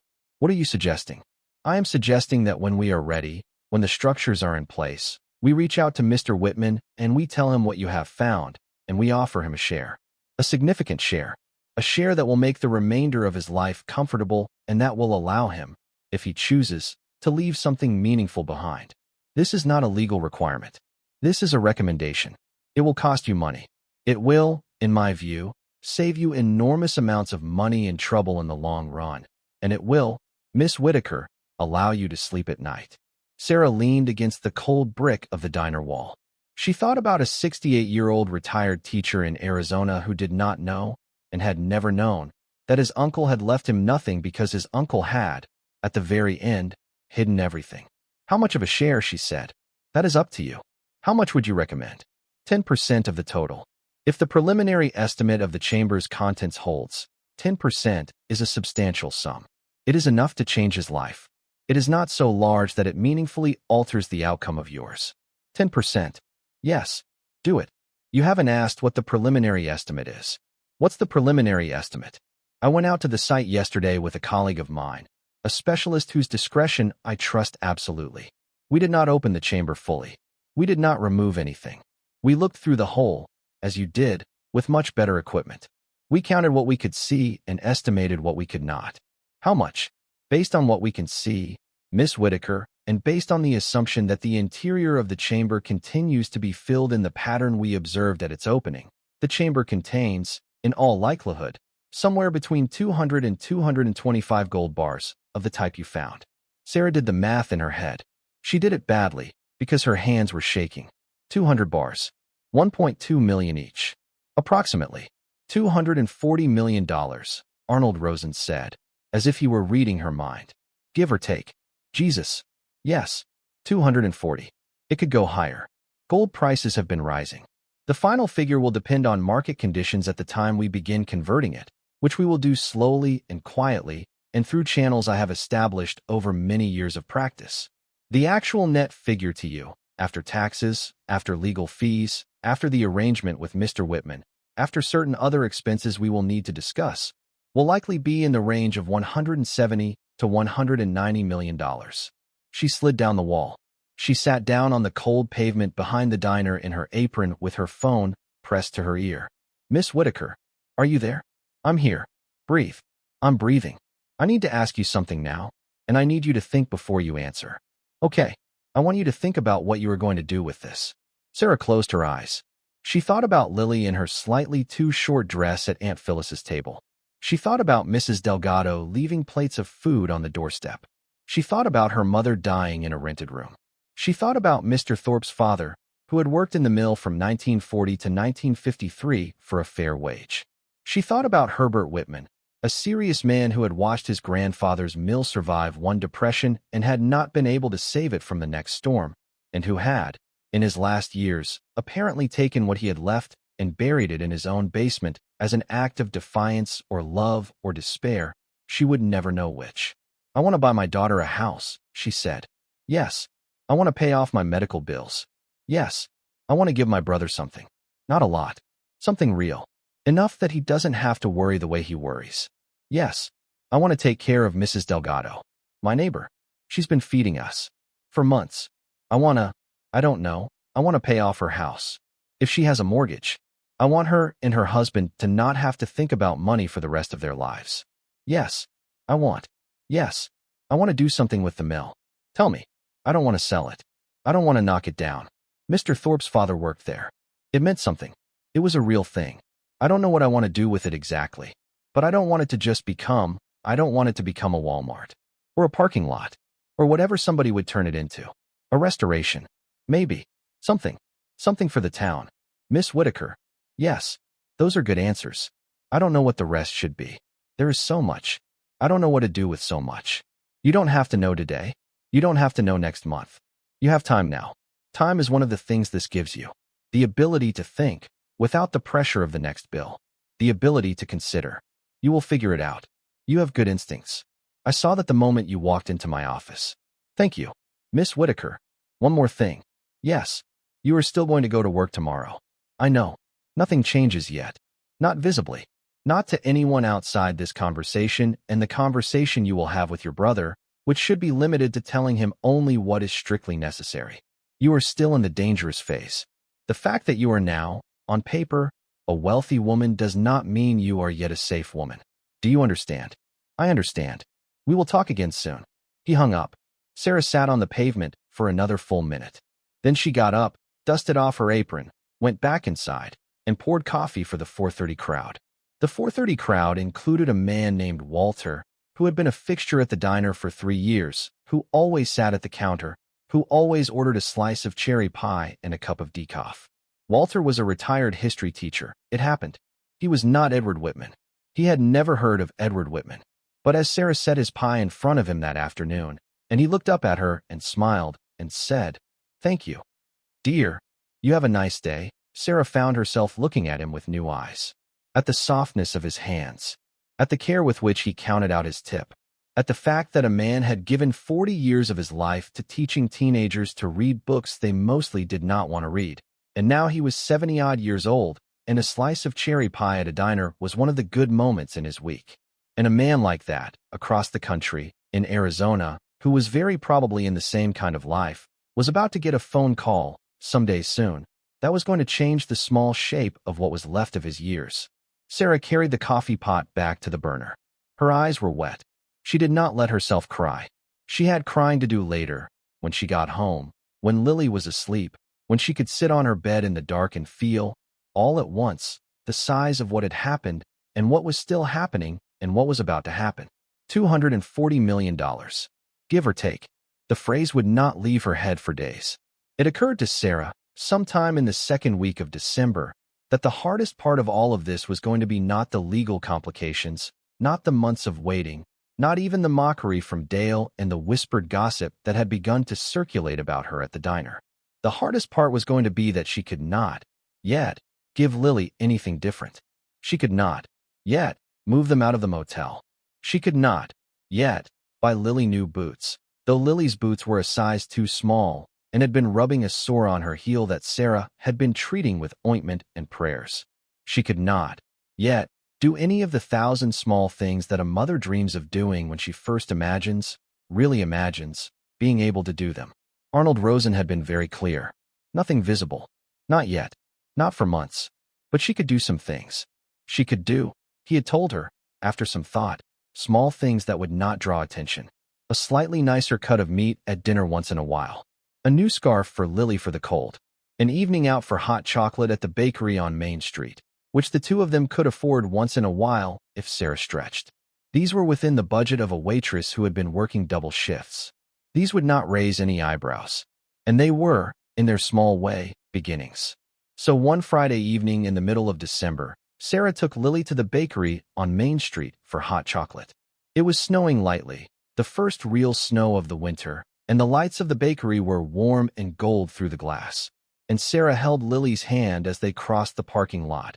And when they sat down at a small round table by the window with 2 mugs of hot chocolate in front of them and a shared slice of gingerbread cake on a plate between them, Lily looked up at her mother with her face full of the reverence of a child who has been given something small that she understands is also large, and Sarah felt something in her chest break open. "Mama," Lily said. "Yes, baby. Are we doing better?" Sarah almost said yes. "We are doing better, baby. We are doing so much better than you know." But she remembered Arnold Rosen. She remembered her instructions. She remembered that Lily could not carry this yet. So she said, instead, with a smile that felt, for the first time in a long time, almost entirely honest, "We're going to be okay, baby." Lily nodded solemnly. "You keep saying that. I mean it. I know." She took a long slurp of her hot chocolate and came up with a foam mustache. Then she said, "Mama, when can we go back to the building? The warehouse?" "Yes. Soon. When it's a little warmer. When it's safer for you. Can I help fix it?" Sarah looked at her brown eyes, at her hair that needed cutting, at the slight gap where her front tooth was coming in. "Yes," she said. "You can help fix it. When the time is right, you are going to help me fix it. We are going to fix it together." Lily smiled. She reached across the table with her small cold hand and took her mother's hand, and Sarah held on. And outside the window the snow fell, and the town of Paradise, Pennsylvania, went on with its business, and nobody in the bakery knew and nobody on the street knew that the tired young woman at the corner table was sitting on top of more money than most of them would ever see in a lifetime. And Sarah thought, for one long bright second, about how strange and how holy it was to be standing at the beginning of a life finally turning, with snow on the window and her daughter's hand in her hand. And nobody but the two of them and the lawyer in Lancaster and the gold in the ground to know. She drove Lily home that night through the snowy streets, and the check engine light was still on in the Civic, and the transmission still slipped sometimes, and she still had a shift in the morning at 5:45, and she still lived in a motel. But not for long, not for much longer. The bridge was coming. The house was coming. Everything was coming. She just had to hold on. She just had to keep holding on. The call to Edward Whitman happened on a Tuesday afternoon in the second week of January, in Arnold Rosen's office. with Sarah sitting in the same chair she had sat in the first time she had walked in with a gold bar in a grocery bag. Arnold had told her she did not need to be present. He had told her he could handle it alone, attorney to retiree, straightforward, clean. But Sarah had said she wanted to be there. She had said it was the right thing, that if a man was going to be told that the uncle he had barely known had left him something after all, then the woman who had found it ought to be a voice on the other end of the line, not just a name on a document that would arrive in the mail weeks later. Arnold had looked at her for a long moment over his glasses, and then he had nodded, and he had said, "Yes, that is right. You are getting better at this, Miss Whitaker." She had not felt like she was getting better at anything. She had felt like a woman who had been holding her breath for 2.5 months. Arnold dialed the number on speakerphone. It rang 4 times. A man's voice answered, older, slightly breathless, the voice of someone who had walked from another room to reach the phone. "Hello, Mr. Whitman. This is Arnold Rosen. I'm an attorney calling from Lancaster, Pennsylvania. I apologize for contacting you out of the blue. Is this a good time to speak?" A long pause. "Lancaster," the man said. "I haven't heard from anyone in Lancaster in 40 years. What is this about?" "It concerns your late uncle, Herbert Whitman, and the old mill." Another pause. "Longer. The mill's been closed since the 70s. My uncle's been dead since 1984. Is this a scam call?" "If this is a scam call, I'm going to hang up." "It is not a scam call, Mr. Whitman. I am a licensed attorney in the state of Pennsylvania. You can look me up. I will give you a bar association number, and you can call me back at your convenience if you prefer. I am calling on behalf of my client, who is the current legal owner of the mill property, and who has made a discovery on that property that concerns your uncle's estate, and that my client believes you should be made aware of." Silence. Then, finally, "What kind of discovery?" Arnold glanced at Sarah.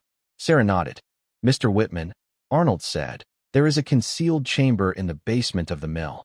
It appears to have been constructed by your uncle, in all likelihood during the last years of his life. My client found it while inspecting the property. The chamber contains a substantial quantity of gold." The silence this time was so long that Sarah wondered if the call had dropped. She leaned forward toward the speakerphone.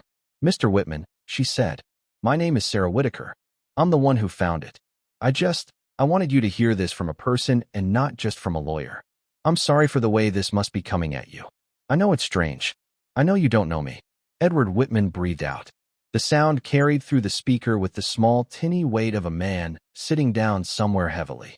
"Gold," he said. "Yes, sir." "How much gold?" "Quite a lot," Sarah said. "The estimate is around 200 bars. We think your uncle must have put it there himself. In the last few years before he died. We think Mr. Rosen thinks he converted what was left to him into gold and hid it because he had his reasons. Whatever those reasons were. And we don't know why he never told anybody. Or maybe he meant to tell somebody, and he ran out of time." Another long breath from the other end of the line. "He was a private man," Edward Whitman said. "My uncle. He didn't talk much about the business. Not to me. I was just a nephew. I lived in Philadelphia most of my childhood. We only saw him at Christmas sometimes. He had no children of his own. My aunt died before him. He lived in that mill. At the end. Did you know that? He had a little room upstairs on the top floor. He slept there. He would not leave it even after the business closed. My mother used to worry about him. We all thought he had lost his mind a little bit at the end." "I didn't know that," Sarah said softly. "He died alone in that building," Edward Whitman said. "They found him in that little room. I remember my mother getting the call. I was 30 years old. I drove up from Philadelphia for the funeral. There were 12 people at the service. He left what he had to me in the will, which was, there was nothing. A few $1,000s. Some furniture. The mill had already been signed over to some corporation or other years before. That had been his lawyer's idea, I think. Tax reasons. Corporate protection. It didn't matter in the end because the corporation went under too, shortly after. Everything he had built just dissolved into air." Sarah was crying. Quietly. Arnold saw it and pushed the tissue box toward her without looking away from the speakerphone. "Mr. Whitman," Arnold said, "my client has asked me to convey to you an offer." "What offer?" "Miss Whitaker wishes to provide you, from the eventual proceeds of the recovery, with 10% of the net value. The net value, after taxes and legal fees, is estimated to be somewhere between $170 and $190 million. Your share, therefore, would be in the range of $17 to $19 million. The sound from the other end of the line was not a word. It was the sound of a man who had sat down harder than he meant to. Mr. Whitman, I'm here. Take your time. I don't understand. I don't have a legal claim. I looked into this. Years ago, right after he died. My mother asked me to. She was sure there had to be more somewhere. I had a lawyer look into it. The holding company owned it all. There was nothing for me. You are correct, sir, Arnold said. You do not have a legal claim. Miss Whitaker is not making this offer out of legal obligation. She is making it out of choice. Silence. Miss Whitaker, Edward Whitman said. Are you there? I'm here. You don't have to do this.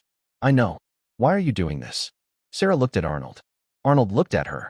He nodded once, slightly, the nod of a man who knew she had an answer and who was going to let her find it.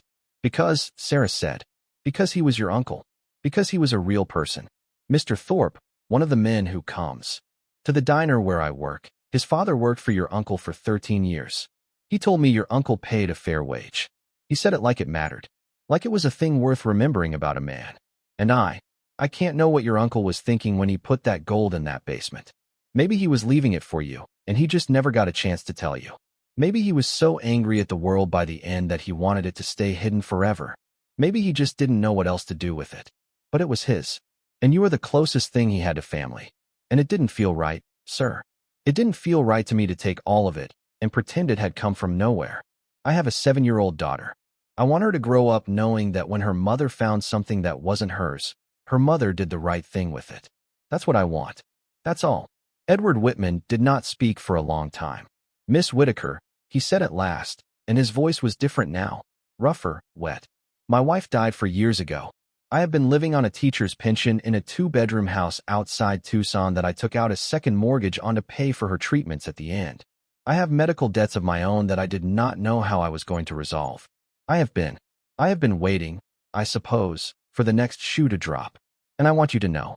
I want you to know that I don't know what to do with what you are saying to me right now, except to say that I accept it, and I will cry about it, probably, for quite some time, and I will do my best to use whatever you send to me in a way that my uncle, who I did not really know, would not have found contemptible. That is all I can promise. That's all I would ever ask, Sarah said. Arnold walked him through the mechanics after that, quietly and patiently. Documents would come. A specialist attorney in Arizona, whom Arnold could recommend, would represent him for a modest flat fee if he chose. The transfer would take months, not weeks, for reasons Arnold explained carefully. Edward listened and said yes and yes and yes, and at the end of the call he said, Miss Whitaker, one more thing, and Sarah said, yes, and Edward Whitman said, I would very much like, if it would not be an intrusion, to come to Pennsylvania someday. Before I die, not to reclaim anything, but just to stand in that mill one more time. I was there as a boy once. With my uncle. I have always remembered it. If you would allow me that, I would be grateful. Of course, Sarah said. Of course. Anytime. They hung up. Sarah put her face in her hands. Arnold Rosen leaned back in his chair and did not say anything for a long moment. Then he said, very quietly, that was done the right way, Miss Whitaker. That was done exactly the right way. She could not answer him. She just sat there with her hands over her face and cried, for Edward Whitman, for Herbert Whitman, for her own mother who had died in a rented room, for everyone in the world who had been alone at the end and had been forgotten by the world. And Arnold Rosen let her cry. And the afternoon sun moved across the window behind his desk, and the clock on the mantel ticked. And outside on the quiet Lancaster Street a car passed, and a dog barked, and life continued. The months that followed, from January through April, were the strangest months of Sarah's life. She went on waitressing. She went on picking up Lily from Mrs. Delgado's. She went on paying the weekly rate at the Red Maple Inn. She went on putting gas in the Civic $10 at a time at the station on Route 30 where the pumps were slow and the attendant knew her by name. Nothing visible changed. Arnold had been firm about this. The legal machinery was moving, but it was moving the way lawyers and governments and institutions moved, which was to say slowly, in stages, with paperwork and delays and unexpected holdups that had to be worked through one at a time. The quiet title action was filed. The county signed off, after some polite back and forth, on a clarification that the contents of concealed structures within the building transferred with the property. A specialist in Philadelphia was engaged, quietly, to begin the process of moving the bars, one at a time, out of the basement chamber and into secure storage in Delaware. The first conversions, of only a handful of bars, were initiated through a private dealer who had worked with Arnold for over 20 years and who understood the necessity of moving slowly and without fanfare. The first wire transfer to Sarah's new account, which Arnold had set up for her at a small private bank in Wilmington, arrived in mid-February. The amount was $300,000. Arnold called her the day the wire cleared and said, "Miss Whitaker, you may now pay off your medical bills. Quietly. You may not yet move out of the motel. You may not yet buy a house. But you may take care of that stone around your neck. Go ahead." She paid off the medical bills that afternoon on her lunch break at the diner, sitting in the Civic with her phone, going through each creditor one by one, listening to the recorded messages and speaking to the operators and reading off numbers from the checkbook Arnold had sent her. The total came to $9,214. She had been living under the weight of it for 16 months. When she hit the last confirmation on the last account, when the automated voice said, "Your payment has been received. Thank you for your payment. Her balance is zero," she sat there in the driver's seat, and she shook for 5 full minutes before she could start the engine. She paid off the eviction judgment next. That one had been hanging over her credit for almost 2 years. For $1,380 to the landlord in Harrisburg, plus court costs, plus interest. Another phone call. Another confirmation. Another number that went to zero. She told Kevin on a Sunday afternoon. She drove up to Reading by herself, leaving Lily with Mrs. Delgado for the day. She sat at Kevin and Elaine's kitchen table and she told him the broad shape of it, while Elaine made coffee and listened with her mouth slowly opening. She did not tell him everything. She did not tell him the total. She told him she had found something valuable at the mill. She told him she had a lawyer handling it. She told him that it was going to change things for her and Lily, and that when it was all settled, in the next year or so, she wanted to do something for him and Elaine too. Something real. Kevin had stared at her across the table and said, "Sarah, what did you find? You can't tell anyone. Not Dale. Not Aunt Phyllis. Not anyone. I mean it, Kev. I won't." She told him then. The full number. 240 million. Give or take. Kevin stood up. He walked out of the kitchen. He walked into the living room. She heard him stop there. She heard him walk back. He sat down again and put both hands flat on the table and looked at her and said, "Sarah," and then he did not say anything else. And then after a long moment he said, "I told you not to buy that building. You did. I told you it was going to destroy you. You did. I am going to have to think about this for a while, Sarah. I know. I am happy for you." Immediately. That is the first thing. The first thing is I am happy for you. I want you to know that. I know, Kev. But I'm going to have to also think about it. About what it means. About what it means that my sister, who I have been watching drown for 2 years, and who I was afraid was actually going to drown, is now, what? The richest person in the county. I need a minute with that. Take a minute. He took more than a minute. He stood up again and walked to the window and looked out at his small yard and his one tree and the old swing set that had been there when they bought the house, and that they had not taken down because they still thought maybe they would have kids and put it to use, even though Elaine was 40 now and the doctors had stopped being optimistic about that. He stood with his hands on the windowsill and his shoulders low, and Sarah saw, from the back, every single year of her brother's life that he had spent worrying about her, worrying about their mother, worrying about money, worrying about Elaine, working jobs he did not love to keep a house he could barely afford. She said, "Kev, yeah, I'm going to take care of you." He did not turn around. "I don't need you to take care of me, Sarah. You always took care of me." That was different. It wasn't different. It was the same thing. You had more than me, and I had less, and you took care of me. Now I have more than you, and you have less, and we're going to do the same thing. That is how this works. That is how families work when they work. He did not answer. "A house," she said. "Paid off. Whatever house you want. And a number in an account for you and Elaine. A real number. The kind of number that means you stop worrying. That's what I want. That's what I want to do. Let me do it." He turned around. His eyes were wet. He was not a man who cried often. She had seen him cry exactly twice in her adult life. At their mother's funeral. And the night Elaine had lost the last pregnancy. Now was the third time. "Okay," he said. "Okay, Sarah." She stood up and walked around the table and hugged him. He hugged her back. They stood in Kevin and Elaine's kitchen and reading, and they held on to each other for a long time, while Elaine stood very still by the coffee maker and pretended to be busy with something so that they could have their moment. And outside, the tree was bare, and the swing set was rusted, and the sky was the pale gray of late February in Pennsylvania, and everything was already different even though nothing had yet changed. In March, she told Mrs. Delgado. She did it on a Saturday evening, after Lily was in bed at the motel. Sarah went down to Mrs. Delgado's door with a bottle of wine she had bought at the grocery store, and she knocked, and Mrs. Delgado opened it in her house dress with her glasses on a chain around her neck, and Sarah said, "Can I come in? I need to talk to you." And Mrs. Delgado had looked at her face for 1 second and had said, "Mija, come in, sit down, what is it?" And Sarah had come in, and Raphael had come out of the back bedroom in his slippers to see what was going on, and Sarah had sat on their plastic-covered sofa, and she had told them everything. She told them everything this time. The auction, the hollow wall, the gold, the lawyer, the nephew, the plan, the numbers, all of it. She told them because she trusted them in a way she trusted almost no one else in the world. She told them because they had fed her daughter for 4 months without being asked. She told them because, when she tried to imagine a reality in which she became suddenly rich, and Mrs. Delgado kept leaving plates of food on her doorstep out of worry for a young woman she would not have known was not poor anymore, she could not bear it.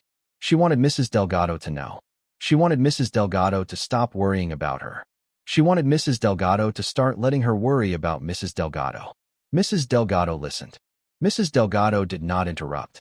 When Sarah was done, Mrs. Delgado crossed herself twice, and then she said, "Mija, Mija, God is so good." And she held out her arms, and Sarah went to her, and Mrs. Delgado held her the way her own mother had not held her in years before her mother died.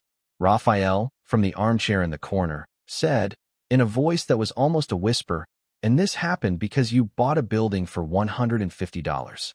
Yes, sir." He laughed. He laughed a long, deep laugh that shook his whole thin body. "Mija," he said. "Mija, you are a woman of God. That is what you are."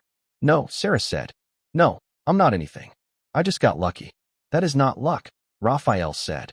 "That is not luck. Luck does not find the right person. God finds the right person. I have been saying this for years. I have been saying this about you since the day we met you. Haven't I, Luz? Haven't I said this?" "You have said this," Mrs. Delgado confirmed. Sarah did not know what to do with this. She did not believe, exactly, in what Raphael was saying. She did not believe that she had been singled out by any divine hand.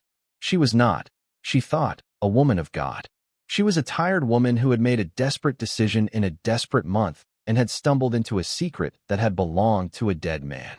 But she understood, also, that what Raphael was doing, in saying this to her, was the same thing she was doing in coming here to tell them. He was handing her away to carry what had happened. He was handing her a story she could live inside. And she would not, she decided, argue with it.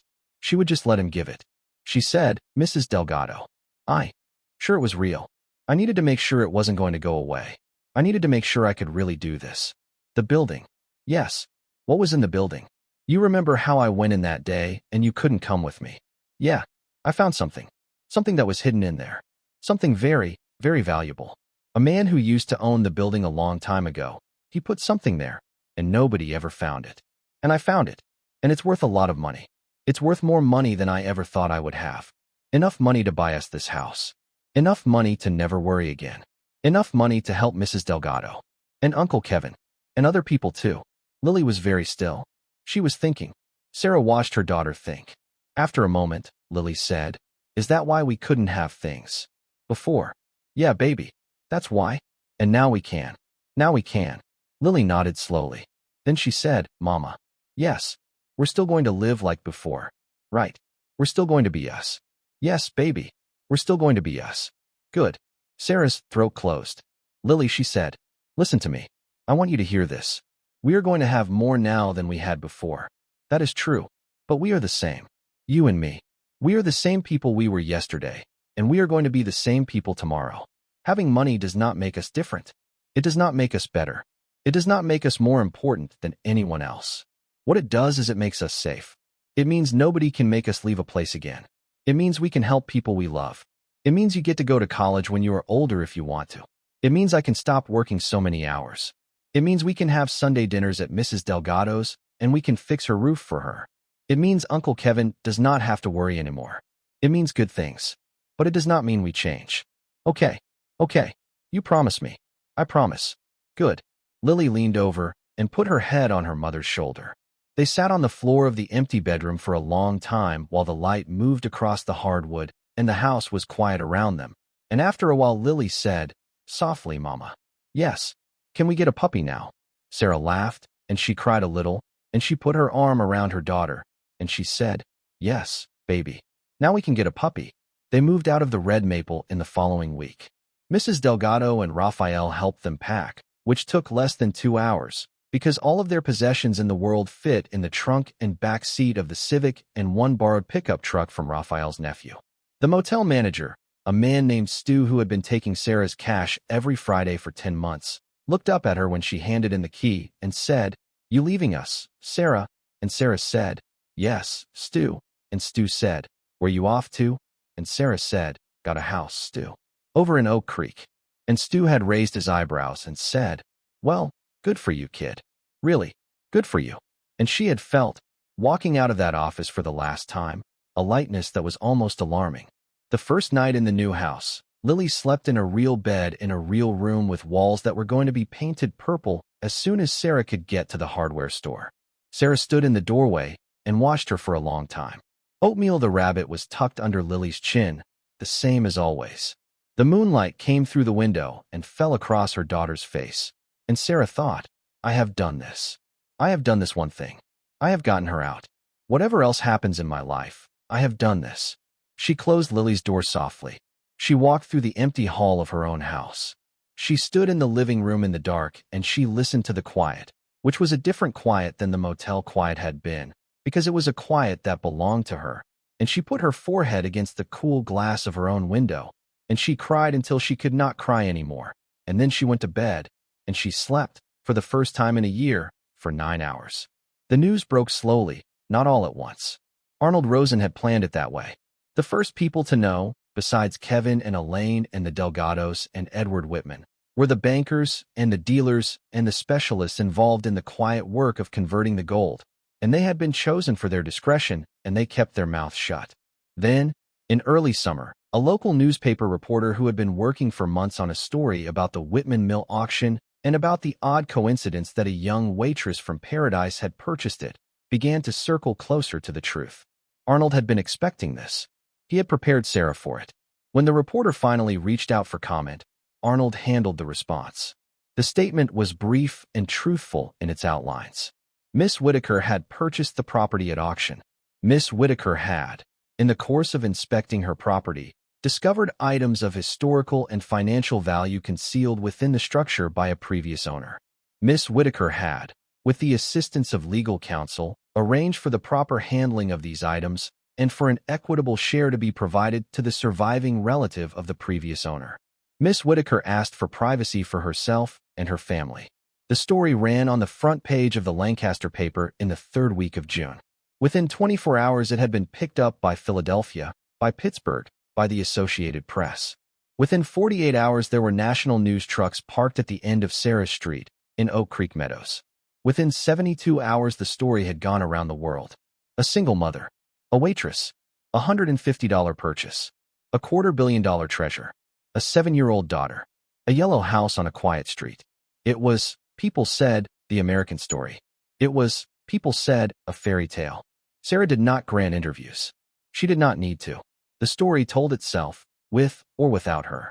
Arnold Rosen fielded the requests and turned them all down. Sarah took a leave of absence from the diner. Millie hugged her for a long time in the parking lot on Sarah's last shift and said, Honey, you take care of yourself. And Sarah had said, Millie, I'm going to take care of you too. Come by the house. I have something to talk to you about. And 3 weeks later Sarah had bought the diner and handed Millie the deed and said, It's yours now. No rent. No.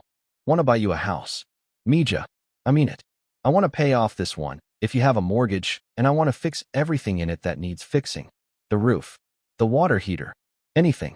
And I want to put money in an account for you and Raphael so that you don't have to worry about bills for the rest of your lives. Mrs. Delgado's face did something complicated. She opened her mouth. She closed it. She looked at Raphael. Mija, she said, after a moment. You cannot do this. I can. I want to. Please. We have been fine, Mija. We have been fine our whole lives. We are fine.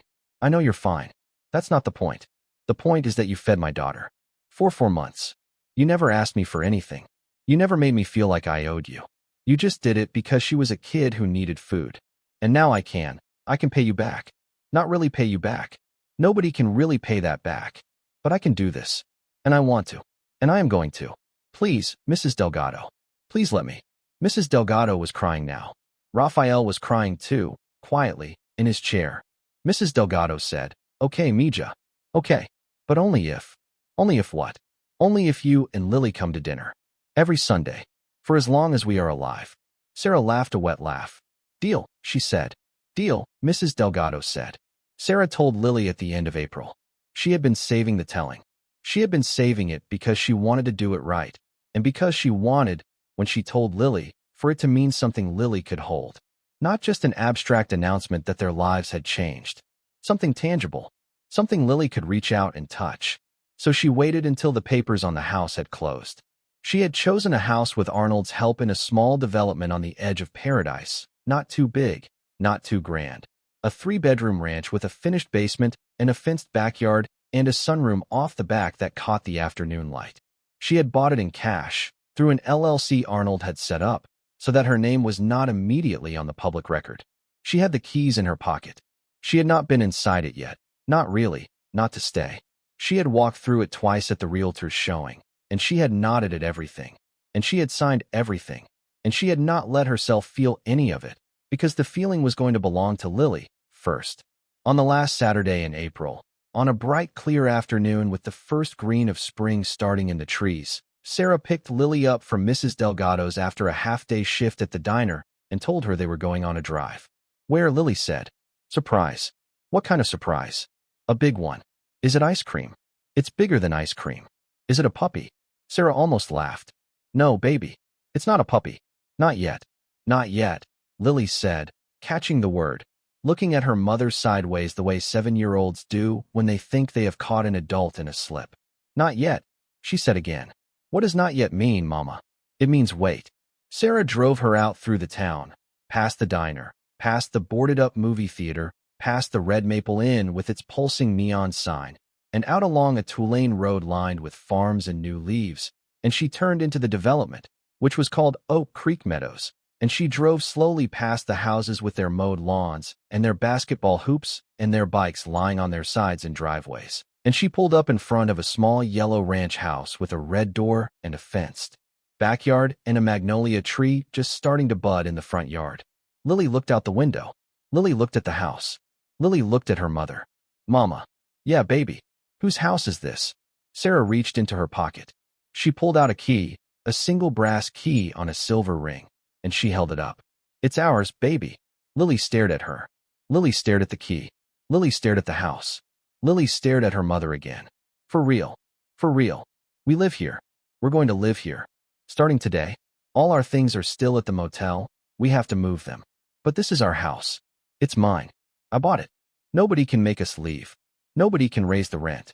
Nobody can kick us out. It's ours. It's yours. Mine. Yours. Lily did not move. Lily's hand came up and covered her mouth. Lily looked at her mother and her eyes went huge and wet, and she said, in a whisper, Mama. Really? Really? Can I see it? Yes. Can we go in right now? We can go in right now. Sarah got out of the Civic. She walked around to Lily's side. She opened Lily's door. Lily climbed out slowly, her legs trembling a little, the way children's legs tremble when something very large is happening that they do not yet know how to fit inside their bodies. Sarah took her hand. They walked up the concrete path to the red door. Sarah put the key in the lock. Sarah turned it. The door opened. The house was empty. Entirely empty. Sarah had not had any furniture moved in yet, on purpose, because she wanted Lily to see it this way first, with nothing in it but light.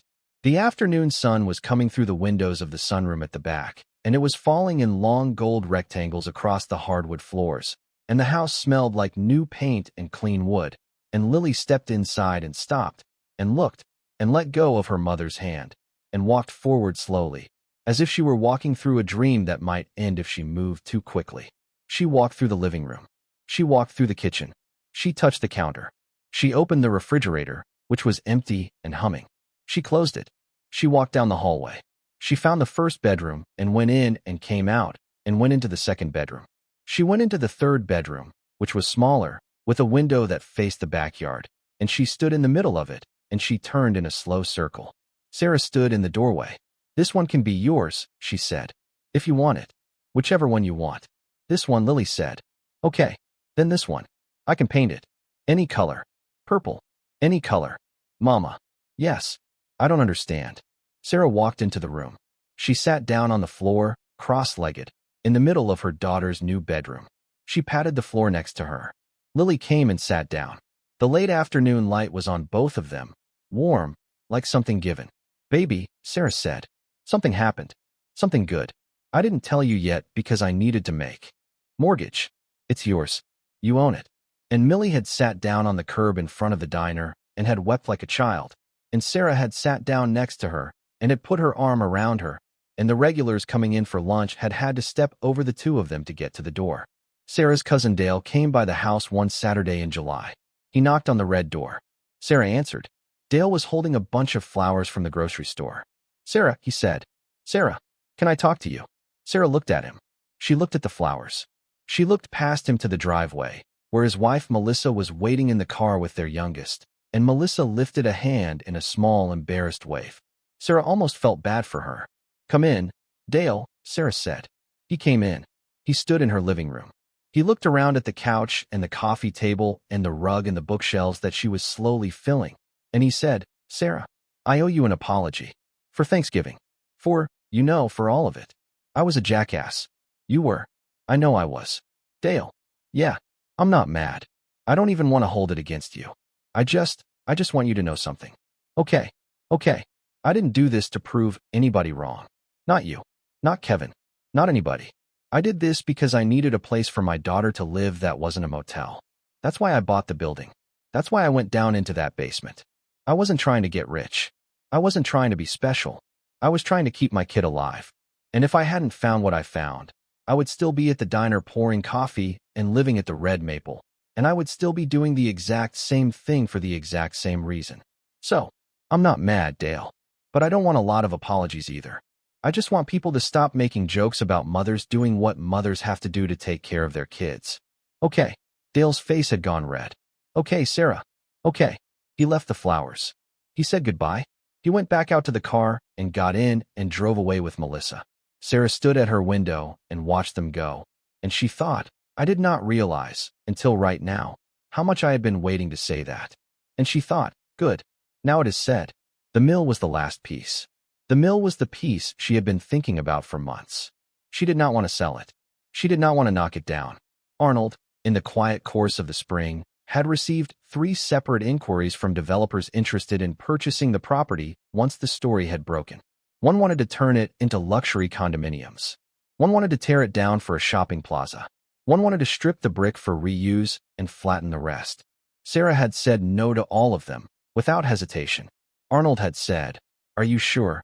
And Sarah had said, "I have never been more sure of anything." What she wanted to do with the mill was harder to explain. It came in pieces, in the months after she moved into the yellow house, as she drove out to Paradise some afternoons and parked in the weeds outside the fence and sat in the Civic and looked at the building with new eyes.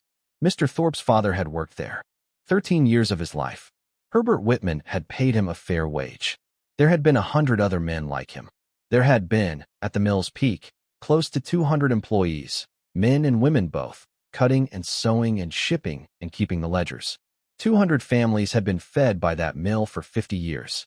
200 families had sent their kids to school on the wages that came out of that building. And when the mill had closed, in 1978, not because of anything those workers had done wrong, but because the industry had moved and the wind had changed, those families had been cut loose into a world that did not have other work for them. Some had moved away. Some had stayed and struggled. Some had fallen out of the middle class into something harder and had never climbed back up. Sarah's own grandfather, she had learned from her Aunt Phyllis over Easter, had worked at a mill very similar to Whitman's.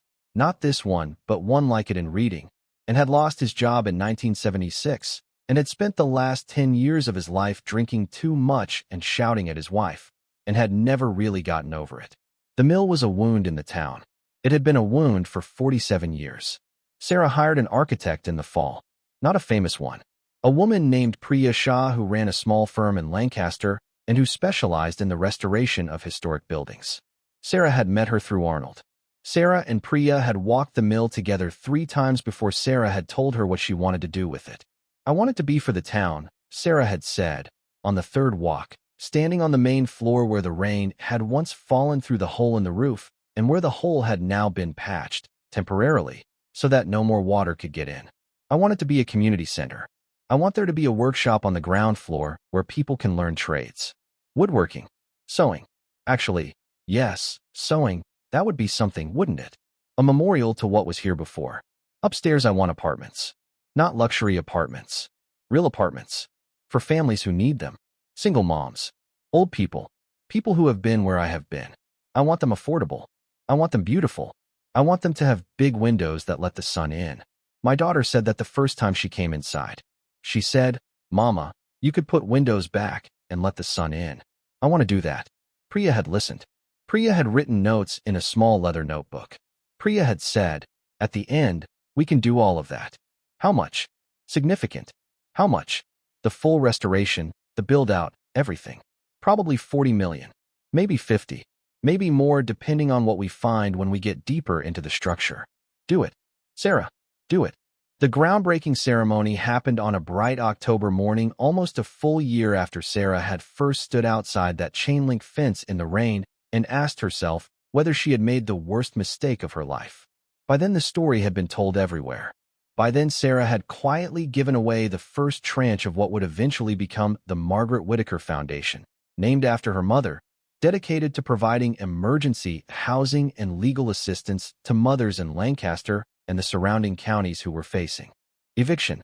By then, Edward Whitman had received his share and had paid off his mortgage and his medical bills and had flown out to Pennsylvania in July, and Sarah had walked him through the mill, slowly, and he had stood in the doorway of the upstairs room where his uncle had died alone, and he had not spoken for a long time, and then he had turned to her and had taken both of her hands in his and had said, "Thank you, Miss Whitaker. Thank you for letting me come home."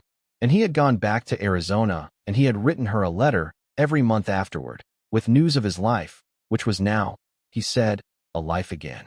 By then, Kevin and Elaine had moved into a larger house in Reading, paid for in cash, and Elaine had begun training as a nurse, which was what she had always wanted to do.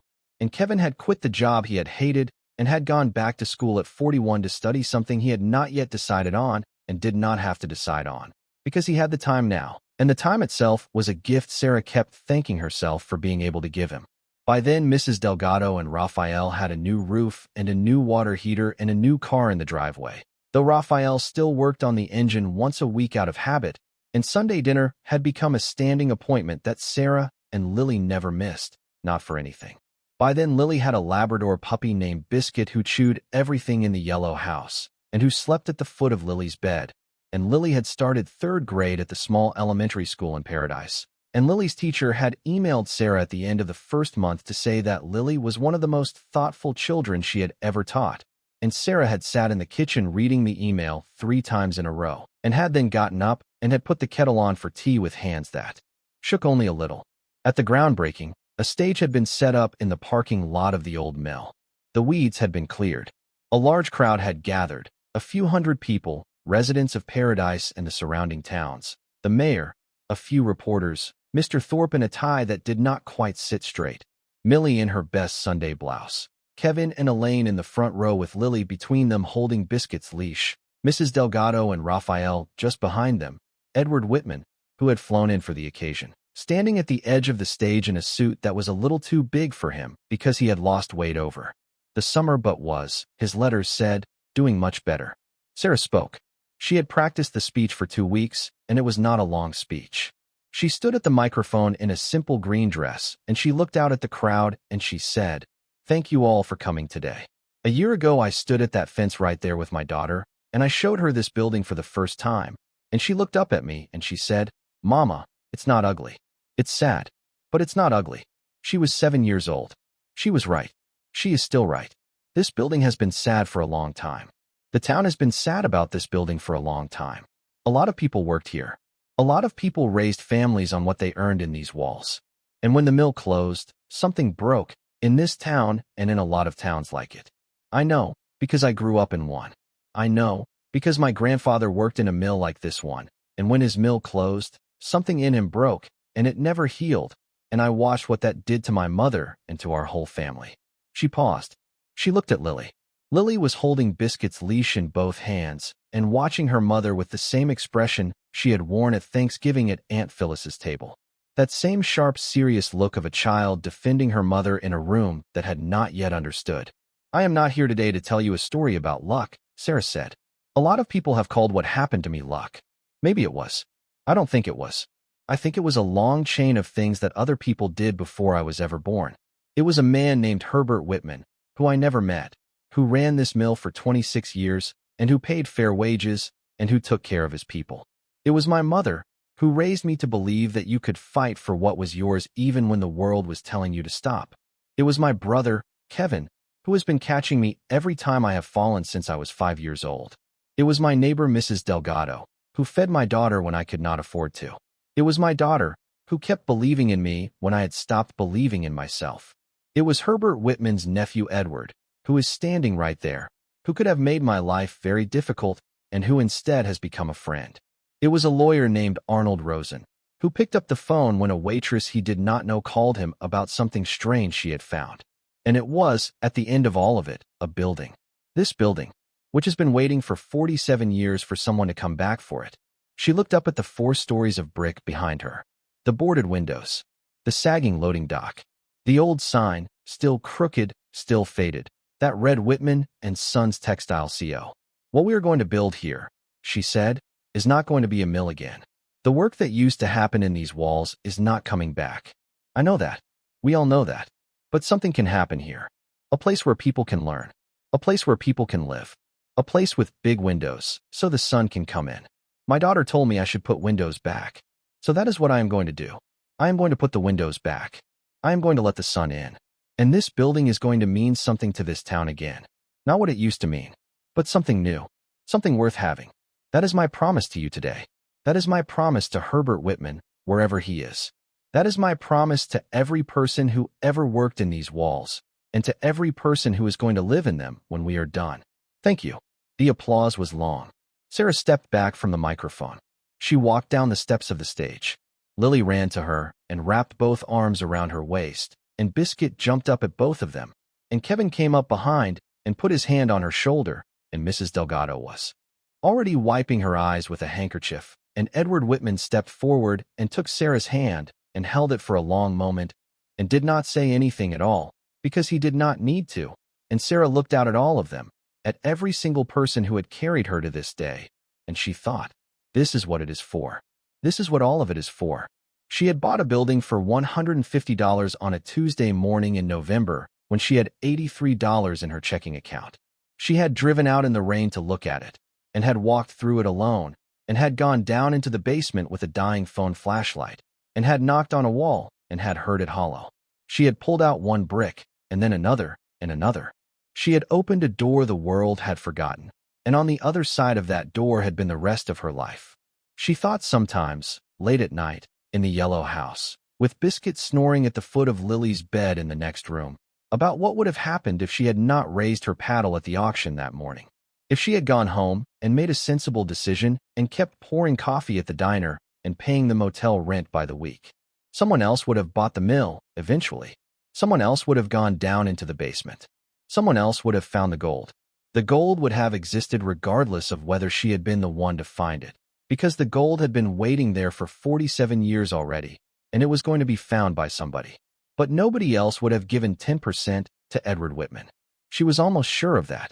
Nobody else would have paid off Mrs. Delgado's house, or bought Millie the diner, or given Kevin and Elaine a reason to stop worrying. Nobody else would have built the mill back into a home for families who needed one. Nobody else would have put her mother's name on a foundation that would, in the years to come, keep other mothers and other motels from losing hope the way Sarah had almost lost hope. What she had found, in the basement of the old Whitman mill, was not the gold. The gold had been the mechanism.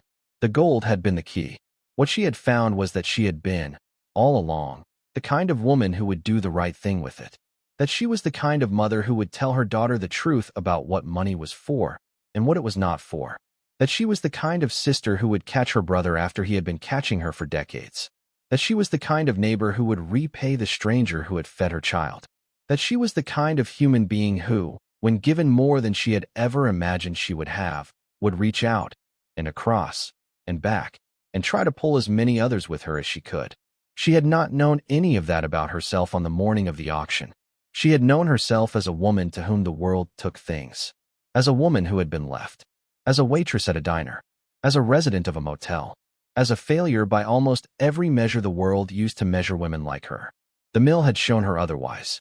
The mill had shown her she had been wrong about herself, all along. She walked off the stage holding her daughter's hand. The sun was bright on the brick of the old mill. The first construction equipment was already parked along the edge of the lot, waiting. In the spring, Priya's crews would begin. In 18 months, the building would have a new roof and new windows and a new sign. In 2 years, the first families would move in to the upper floors. In 3 years, the ground floor would be open to the public, with classrooms and workshops and a small museum in one corner where the history of the mill would be preserved, and where Mr. Thorpe's father's name would be on a wall with all the others. Every worker who had ever given their labor to that building. Lily looked up at her. Mama. Yes, baby. You did it. Sarah squeezed her daughter's hand. We did it, she said. They walked together through the crowd, and people reached out to touch Sarah's arm as she passed, and Sarah did not pull away from any of them. And somewhere behind her the sign that said Whitman and Sons still hung crooked over the loading dock, but not for much longer, because it was coming down that week, and a new sign was going up in its place, in letters that she and Lily had picked out together at the kitchen table. And the new sign was going to read, in plain, honest lettering, the Whitman Works, a home for everyone who needs one. And that was the story. That was the story of how a single mother with $83 in her checking account walked into an auction one morning on a dare from her own stubborn grief, and walked out with a ruin in her name. And a few weeks later walked down into the basement of that ruin with a dollar store flashlight, and found, behind a wall no one had looked behind in 47 years, the beginning of the rest of her life. A life in which she would look back on the year she had lived at the Red Maple, and not with shame, but with a strange and fierce gratitude, because that year had been the door she had walked through. A life in which, every Sunday, without exception, she would sit at Mrs. Delgado's kitchen table and eat food made with a pair of hands that had kept her daughter alive, and she would say grace, and she would mean it. A life in which she would watch her daughter grow up in a yellow house with a magnolia tree in the front yard and a purple bedroom and a Labrador on the bed, and she would know that she had done the one thing she had sworn, over her own mother's rented room, she would do. A life that had, in the end, turned out to be the life her grandmother would have wanted for her, and her great-grandmother, and every woman down the long line of them, none of whom had ever been permitted to expect anything, all of whom had still, somehow, dared to hope. Thank you so much for watching until the end. If you love this story, check out the other videos on your screen now. I think you will really enjoy them. And don't forget to subscribe if you haven't already. See you in the next story.